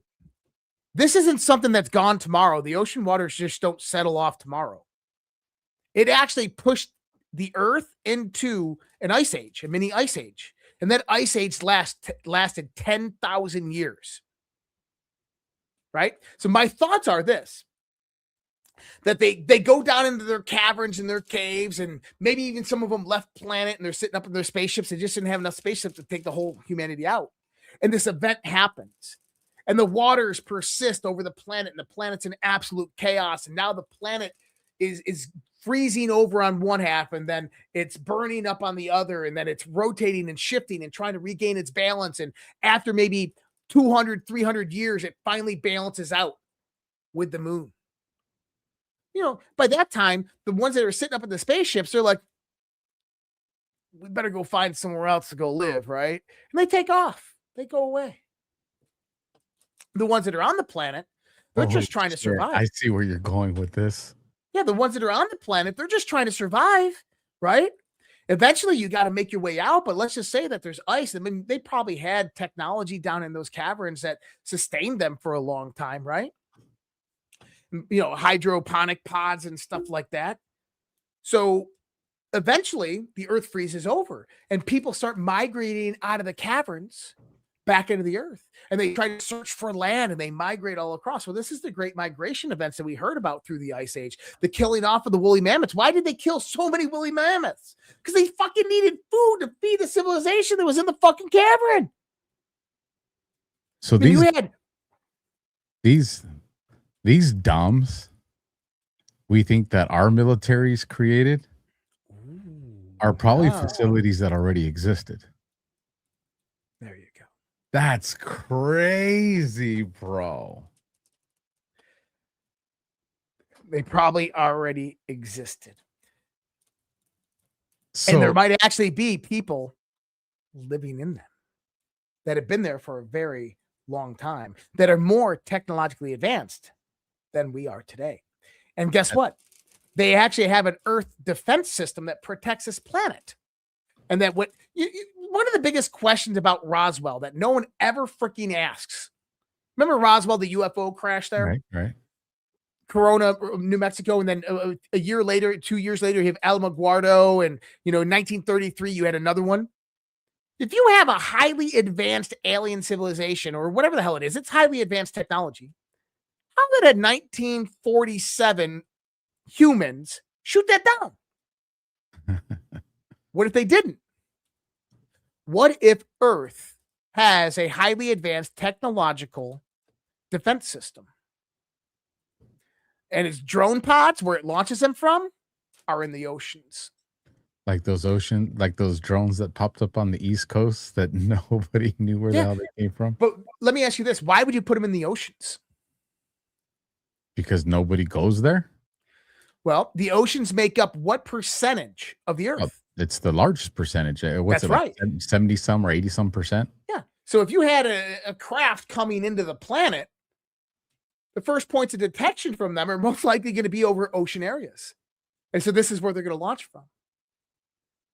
And so what they like, the drone ones that they find, you notice they look over our technology, but they never engage with us. But then we have UFOs that have gotten shot down. What's shooting them down?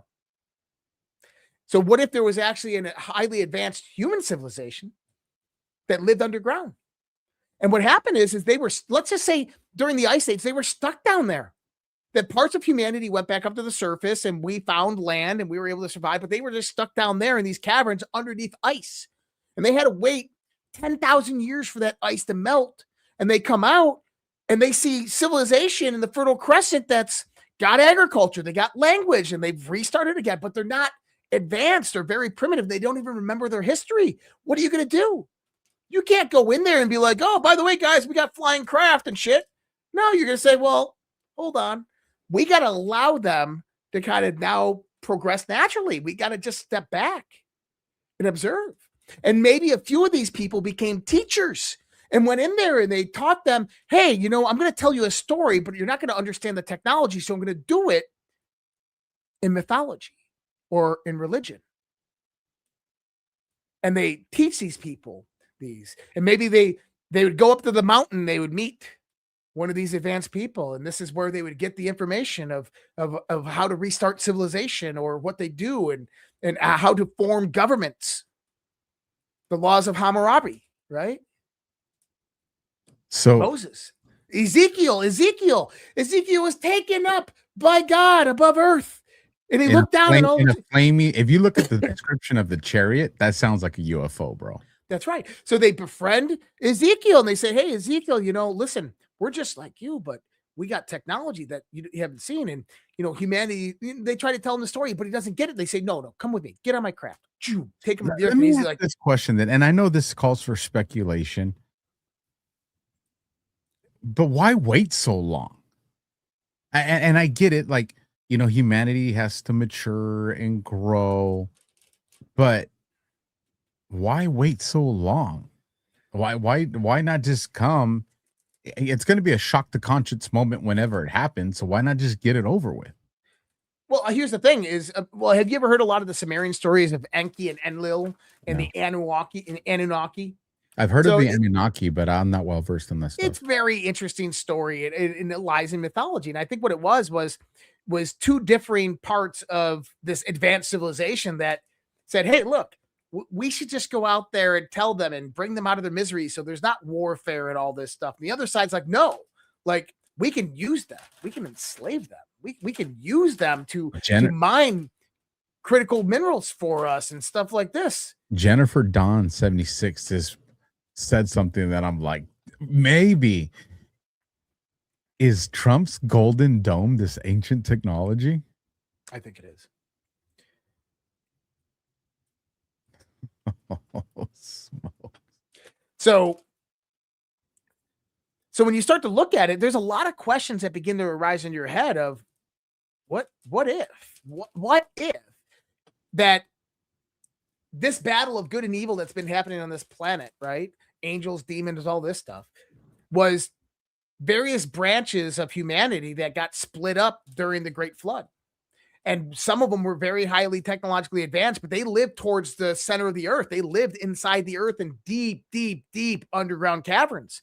And they stayed there because, you know, for 10,000 years, the caverns were covered in ice. And they're like, well, it's not good out there yet. Can't leave. Some of them left the planet because they couldn't get back in because the planet was in turmoil and chaos after this great cataclysm. And so then the rest of us were on the surface and we restarted civilization. So they come out after the ice melts and are like, oh, shit. These people already have civilization started back up again, but they don't remember. They're not advanced. They don't even know mathematics. So what do? They teach them math. They teach them language. They teach them government. And they try to get them on board, but other people, they manipulate it. And so they probably decided a long time ago that, you know what? We're just going to have to wait until they reach our level. And I think that there's been massive pushes along the way. All these stories that have a little bit of true journey to the center of the earth, 20,000 leagues under the sea, you know, it was, like you said, using mythology, using stories to soften the blow. Because here's the thing, you know, I would imagine that a lot of people, and I saw someone put it in the chat, and I agree with them, that a lot of people, especially faith-based people, which I am one, are going to struggle with this because I would imagine that its reception would immediately seem anti-God. Mm-hmm. And you know, that's how do you overcome something like that? Well, I think what you do is you begin to open people up to understanding maybe. Well, no, I wouldn't even say anti-God. I would say that you have to kind of separate everything, right? Like, what is God in its most basic definition? And we've talked about this. Right, we've talked about this. But, maybe it's about kind of bringing about a cultural shift and change towards those ideas. I don't know. Luckily, I'm not in a position of power in the world where I can transition culture like that. And nobody's told me the truth of whether this is real or not in the context of what we just talked about. And if they did, I would help them. But yeah, listen, I think this is the most likely scenario. Not only that, is you want to know what I also think? I think that within all of this, that factions of these highly advanced humans came out and actually recreated civilization on the surface. And they became very, very advanced, and they owned various parts of the planet. And no one really screwed with them. And they basically put up walls around their civilization to keep the nomadic humans out. You ever notice the Great Wall of China? The guard posts are actually backwards. Yep. Well, what if that was keeping the China people out? What if that was a civilization on the other side that got wiped out?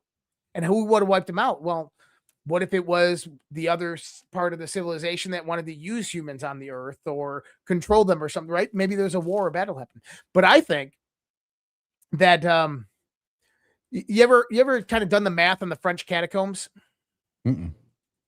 So the French catacombs are about 30 square miles. Most of them are covered in water. Okay. In the first 3 square miles is approximately 6 million people. So the French catacombs, they're lined with human bones. Have you never seen this? No. Oh, that's why I love this show, bro, because this is where I'm going to be picking your brain apart. Special guests that we come on, I'm going to pick their brain apart. Like this is me getting to where I've tasted the surface level introduction of these stories. I've heard other people talking about them. I feel like I get to bring, my audience and your audience that's, new to this like myself on this journey to figure it out. This is the French catacombs. Oh, okay. I've seen photos like this before. Okay. There's estimated 6 million people down in here. Okay. I do not want to go to Adobe stock. But look at this. 6 million people down here. Now, this is only 3 square miles of the French catacombs, which span 30 miles. And all of this goes on throughout it. Now, the story is during the Black Plague, 10 Jesuit priests were basically in charge of removing the bodies. And the way they removed the bodies is cemeteries were overflowing. So they started burning the bodies and then taking the bones and storing them in the catacombs. And then 10 priests over like a 20-year period organized them all nice and neat like that. Okay, let's do the math. Okay. Black Plague. 6 million people in 3 square miles. If we expand that out, there's 30 square miles. So 3 times 10 is 30. So 6 million times 10 is 60 million, right? So we can assume that there's probably between 6 to 60 million people in the French catacombs. Okay, makes sense, right? At the time of the Black Plague, what was the population of France? I have no idea. Less than 200,000. What was the population of all of Europe? All of Europe. 3 million. So how do in a 10-year period, 60 million people were buried in the French catacombs in a continent with a population of less than 3 million. So that don't add up. That Alpha does math. See? That don't add up. That don't add up. I got enough toes and fingers to figure that one out. That's right. But nobody brings up these questions. How about this one? This is a great one. In the year 1900, there's an estimated 1 billion humans on the planet. Okay? Right now, there's about 9 billion people on the planet. In the first 52 years of the 20th century, over 500 million, 500 million people were killed in war, famine, and through communism. So if you have a billion people on the planet in 1900, and for the next 5 generations, half of that original population is killed off. You would have to have a birth rate. Every person on the planet having 8 kids, those kids having 8 kids, those kids having 8 kids, and those kids having 8 kids, and have a population right now with 9 billion people. It don't math. It's literally impossible. You ever heard about Chinese ghost cities? I have. That was very interesting. That China's population is more like 200 million, not 1.3 billion. Mm-hmm. That India's population is a generic estimation that they probably only have about 300 million people in India. This one. So one, for the Chinese ghost cities, I would tell people, you can go to YouTube, and there's people that still do this. And they drive around. The videos get taken down, so you got to go and find it. People re-upload it. But there's people driving around like full-blown metropolitan-size areas. Mm-hmm. Nobody around. It almost reminds you of like the scene of like, the times we lived during COVID. But to bring into, this falsification of how many people like, for instance, we're told there's a little over 327 million people in the United States. And what have we learned through Doge, right? What did Doge expose? That there's a lot of government employees that don't exist. They're just a number so that they can create a paycheck that just goes into this money laundering. And that's why, not to make this political, but just to bring in, because this does make sense into this theory. When Elon Musk said, hey, we want all these emails or email response from all the FBI employees, it was because they knew that not all the accounts could respond because they weren't real people. These were just fabricated numbers. 100%. Yeah, that's exactly how we laid it out. So now you do this through every state. Why is there 300 some million population, all these fraudulent, voting numbers? Is because it's all about money. But because here's the thing. When you go out into our normal everyday world, right? The sporting events, football games, baseball games, Laker game, a Dodger game, a 49er game. In the whole entire journey, does it look like hundreds of, millions of people? It doesn't. Thousands, tens of thousands. Yep.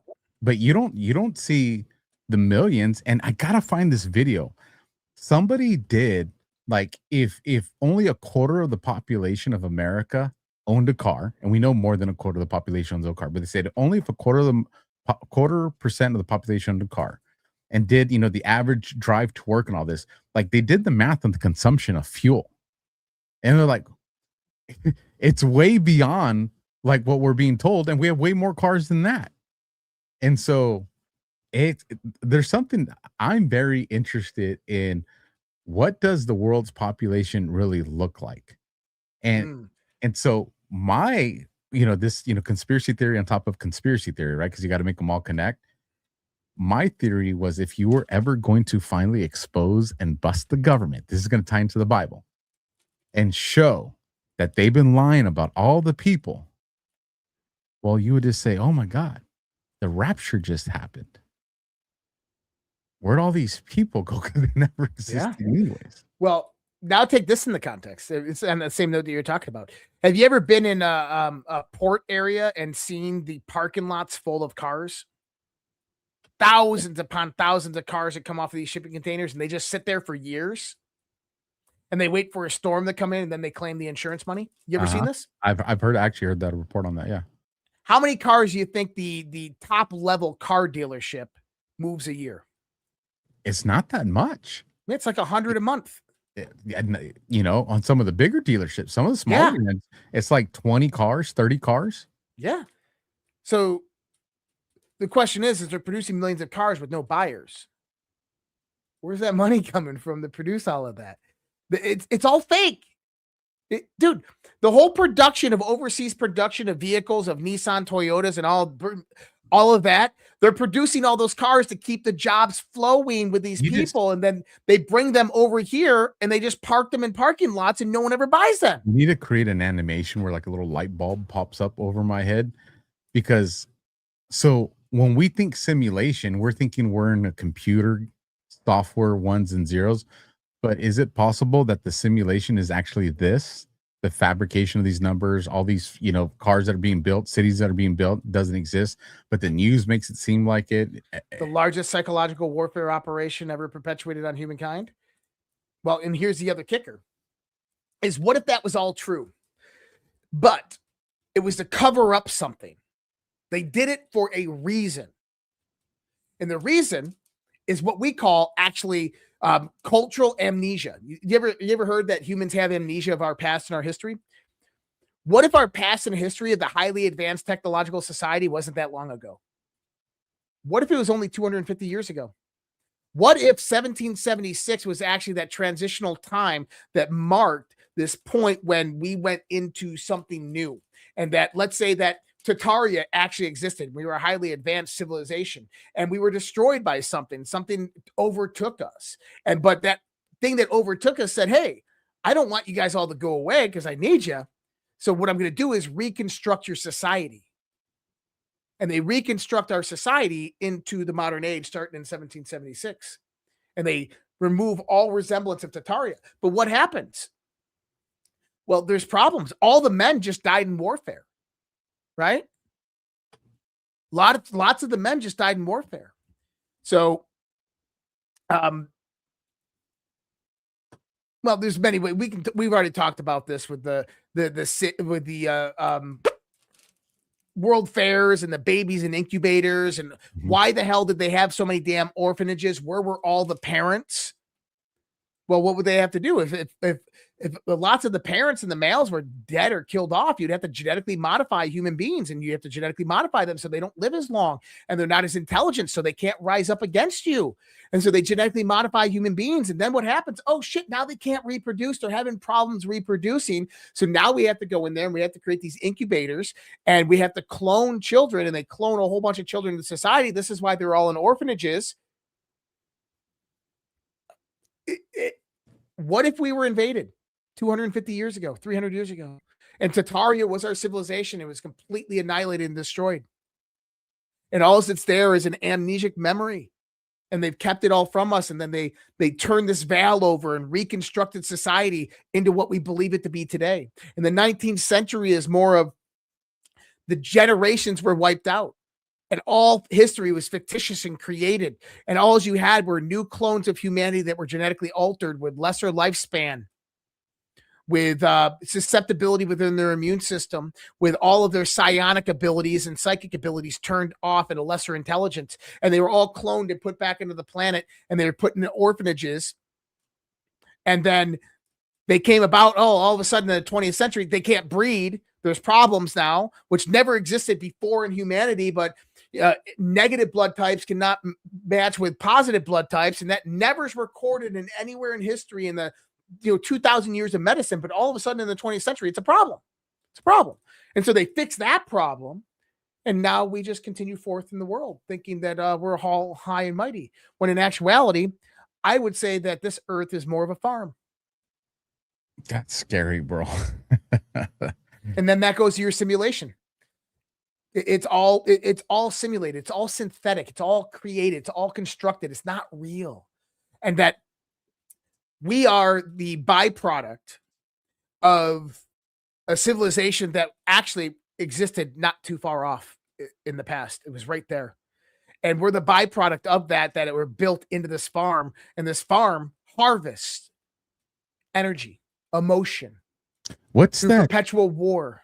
What's that movie? Is it Maze Runner, where you got all those like younger kids that live in this thing, and like the walls open up and they try to get Maze Runner. I think it is Maze Runner.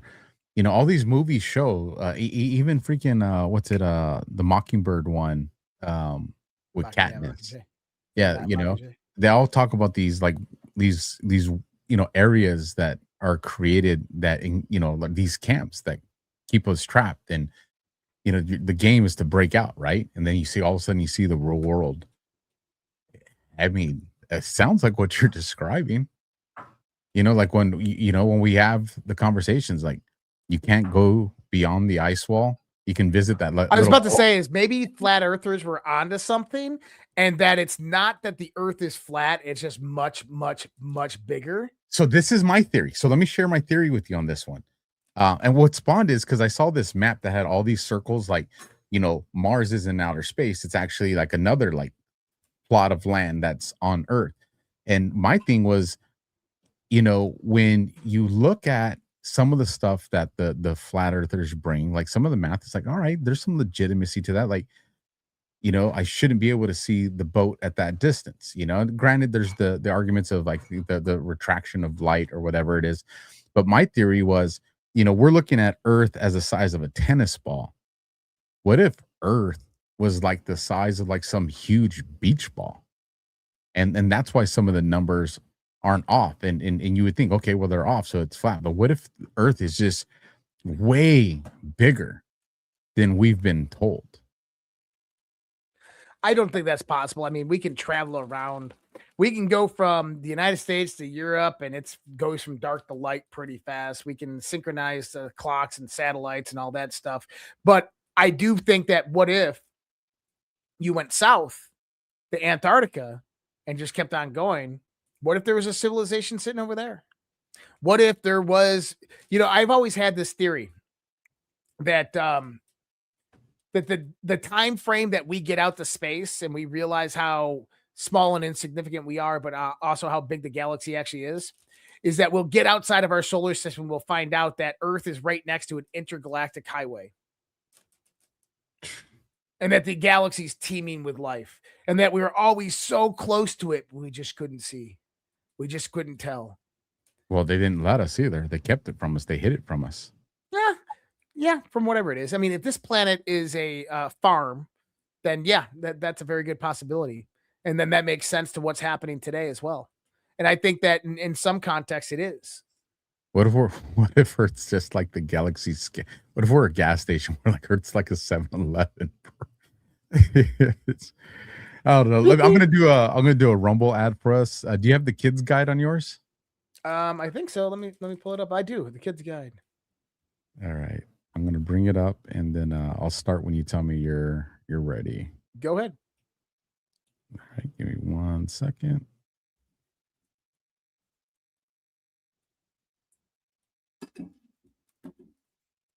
At reload. We got a big audience, man. This is pretty awesome. Give me 1 second, folks. A little bit of technical difficulty here. I am going to fix it, I hope. Actually, you go ahead and do the read because it disappeared from me. All right, parents, real talk for a second. America's about to hit a huge milestone. We're coming up on America's 250th birthday, 250 years of freedom, grit, sacrifice, and the greatest experiment in self-government the world has ever seen. This is the perfect moment to help your kids understand why this country matters, not just fireworks and hot dogs, but the story behind it all. There's a free guide called The Kid's Guide to America's 250th Birthday, and it's honestly a great way to introduce your kids to how America began, the founding fathers, who they were, what they risked, and why the ideas that they fought for still matter today. The guide sends kids back to the moment when brave men signed the Declaration of Independence, knowing full well they were risking their lives for freedom. It breaks it all down in ways kids can actually understand and enjoy without watering it down or turning it into boring schoolwork. If you care about raising kids who know where this country came from and why it's worth preserving, this is something you'll want to grab. And the best part, it's completely free with a special offer. You just need to pay the $2 for shipping and processing. Just head over to freeusabirthday.com. That's freeusabirthday.com, and the Kid's Guide to America's 250th birthday is yours for your kids today. America's story matters. Make sure the next generation knows it. All righty. And then I will do this one. This one's working. There we go. It's a new era for America First International Assistance. President Trump has been clear. America won't hesitate to act, and we won't write blank checks. From now on, U.S. assistance will be strategic, accountable, and tied to results that make America safer and more secure. stronger borders, tougher enforcement, and real cooperation to stop illegal immigration and keep deadly drugs out of our communities. America First assistance will stabilize fragile regions before the crisis reach our shores, strengthen key partners, and support American farmers, manufacturers, and workers. 80% of President Trump's voters support international assistance. And to Beijing, if you're using aid to buy influence and control, the game is changing. America will lead with strength, with purpose, and with conditions that put our security first. If you want to learn more about the America First International Assistance, that QR code is on the screen over there on Rumble. The link is in the live chat. And if you're watching the replay, that link, along with the links that Josh has read, will be down in our descriptions. So let me ask you this. Sure. And we've mentioned it, but I want to tie it into here, and then we could get into the Rumble rants. With all this, these ancient civilizations, advanced civilizations, what's the likelihood that AI is not new and actually was here before us? I actually wrote a whole blog on that, but it's yeah. We can do a show on it. I'd like to get your thought. I think modern computer technology and AI are actually reverse engineered technology.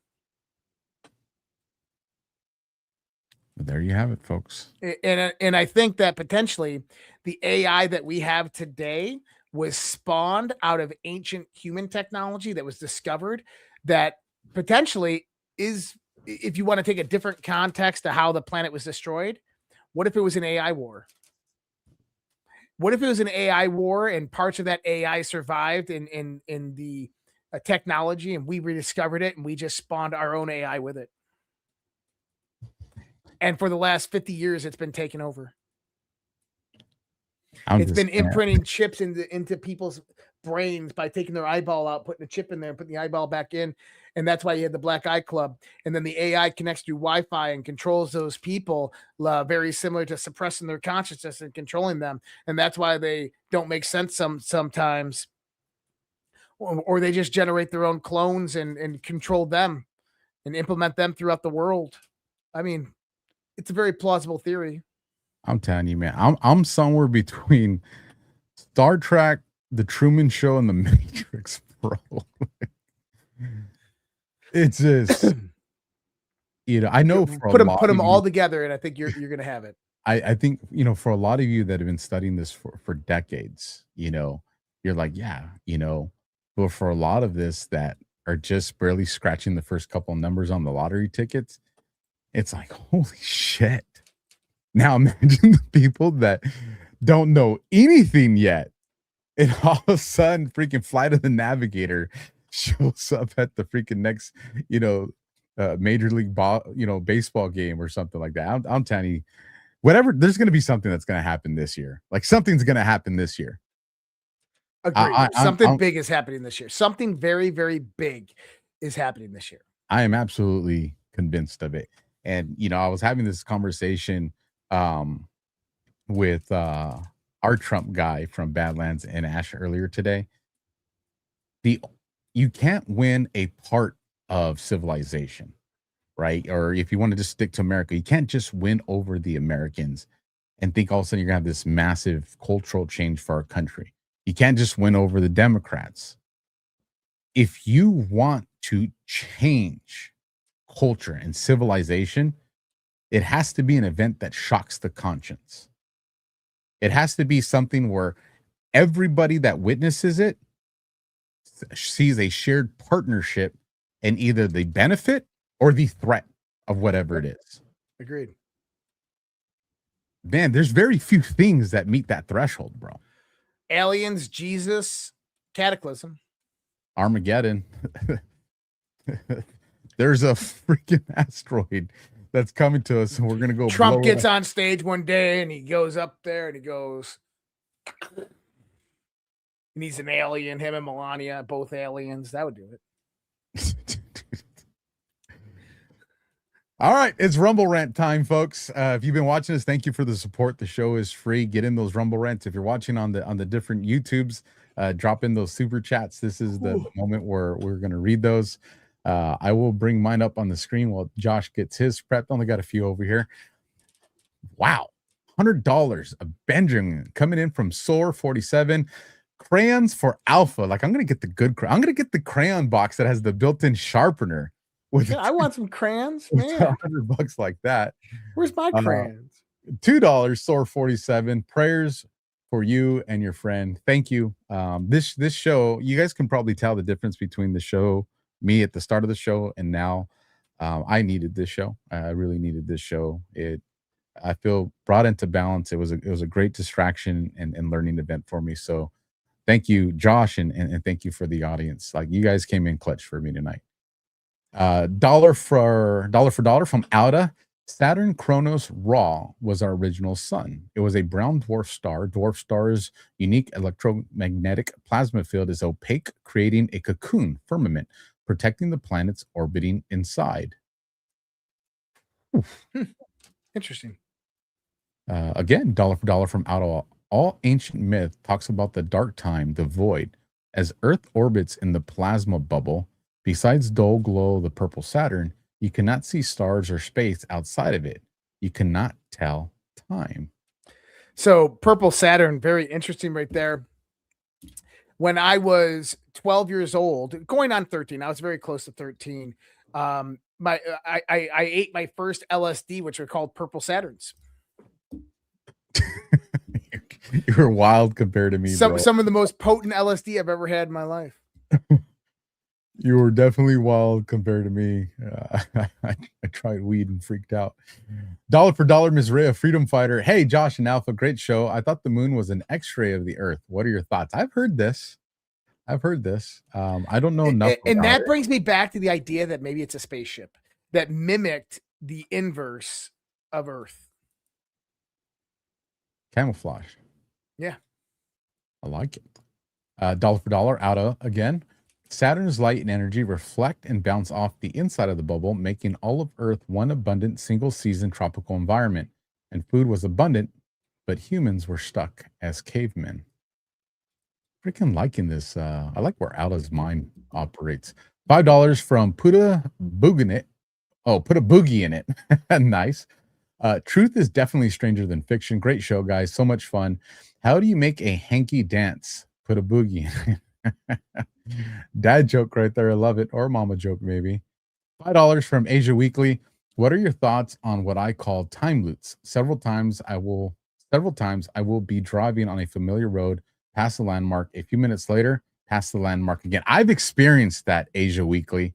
Like, you are not alone on I've had that multiple times before. And I, at the time, I just wrote it off to, oh, it's because I've taken this route. Maybe I just, some deja vu got ahead of it. Now I'm all about, are there some time loops? Like Asia Weekly, great one. And maybe we should do a show on that. Time travel, time loops. That'd be freaking a lot of fun. That ends my Rumble rant, so I'll pull mine off and give it to you. All right. Let me see here. And we only had 3 come in. We got Space Wally, kick-ass lads. Good show there. Thank you so much, Space Wally. $50 John's Garage Door Repair. JFK put together the Iron Mountain Report. It was buried. Trump has the Genesis Project. Lots of similarities. Can you do a show on comparing the two? Alpha, you got to go camping in this summer in Missouri. Yes, Alpha, you need to come to Missouri with us this summer to our annual camping trip. We'll combine Alpha's audience and our audience. So for Alpha's audience, you have to pressure Alpha and say, yes, let's go camping in Missouri in 100-degree weather with Josh and Alpha. It's fun. It's actually a lot of fun, guys. Is this where you guys look for the UFOs and stuff like that? Yeah. You know what? Let's I'll talk to you about it after this. I'll we'll talk to you about this. Okay, $10 Rumble Rant, Future 13. I have my family genealogy starting in the 1740s, came from Germany and France. Each generation for several generations had like 15 kids. Get this, we now have less than 500 left with my surname. Crazy. And $20 Rumble Rant, Maria Teresa, 1776. Is the true ancient history ever going to be told? I don't think so. Maybe it will. Who knows? Thank you so much, Maria Teresa. I appreciate that. I hope to learn the truth one day. I'll tell you that much. I want to learn the truth so bad. Well, I grabbed a couple of the super chat and wanted to share them with everybody. So this one was from Liz W6061. Alpha, got a book for you to read. one step ahead. So I wanted to share that with everybody in case other people enjoy that. From our boy Chris Moreno, solid dude, interterrestrial civilization. So Yep. I was just like, I like what you're thinking there. And then this last one I thought was very important to a conversation that we brushed on tonight. And this comes from DWorm6977. Doesn't remove God, it does remove the lies we've been fed. I really enjoyed that comment from him or I her, like that. whoever that is. You guys do us a solid. You've seen it scrolling across the bottom of the screen today. LifeWave, our sponsor for the show tonight. You guys go show them some love. Go look into it. I'll put the email right now down in my description for those of you that want to get into the Zoom call. And again, for my audience, you see it, life.alphawarrior.tv. And then for Josh, life.redpills.tv. You also see those links down in our description. If you missed it, I kind of shared the personal stuff between me and my friend and how this has all kind of impacted me. And I just want to remind everybody, don't let a doctor dictate what the rest of your life looks like. Don't let these ads that scare you and all this stuff, take a proactive effort to take control of your life. And if you're someone who's already healthy, then take the proactive steps to stay healthy. We see some good people in our government, RFK and others that are trying to get this stuff and trying to get the poisons and all these things removed. But in the meantime, there's a lot of stuff we can do to protect ourselves, to give our bodies, to cheat against these poisons and stuff they're trying to come at us with. Our bodies were designed to be amazing. It's capitalize on that, folks. What do you got to lose? And then that's my final words. Josh, I'll give it to you. Yeah, listen, the world is a strange place. Truth is definitely stranger than fiction. And, I appreciate all of you guys being the audience members you are. You guys are absolutely amazing. So appreciate all the support over the years. And I hope you guys really like the show.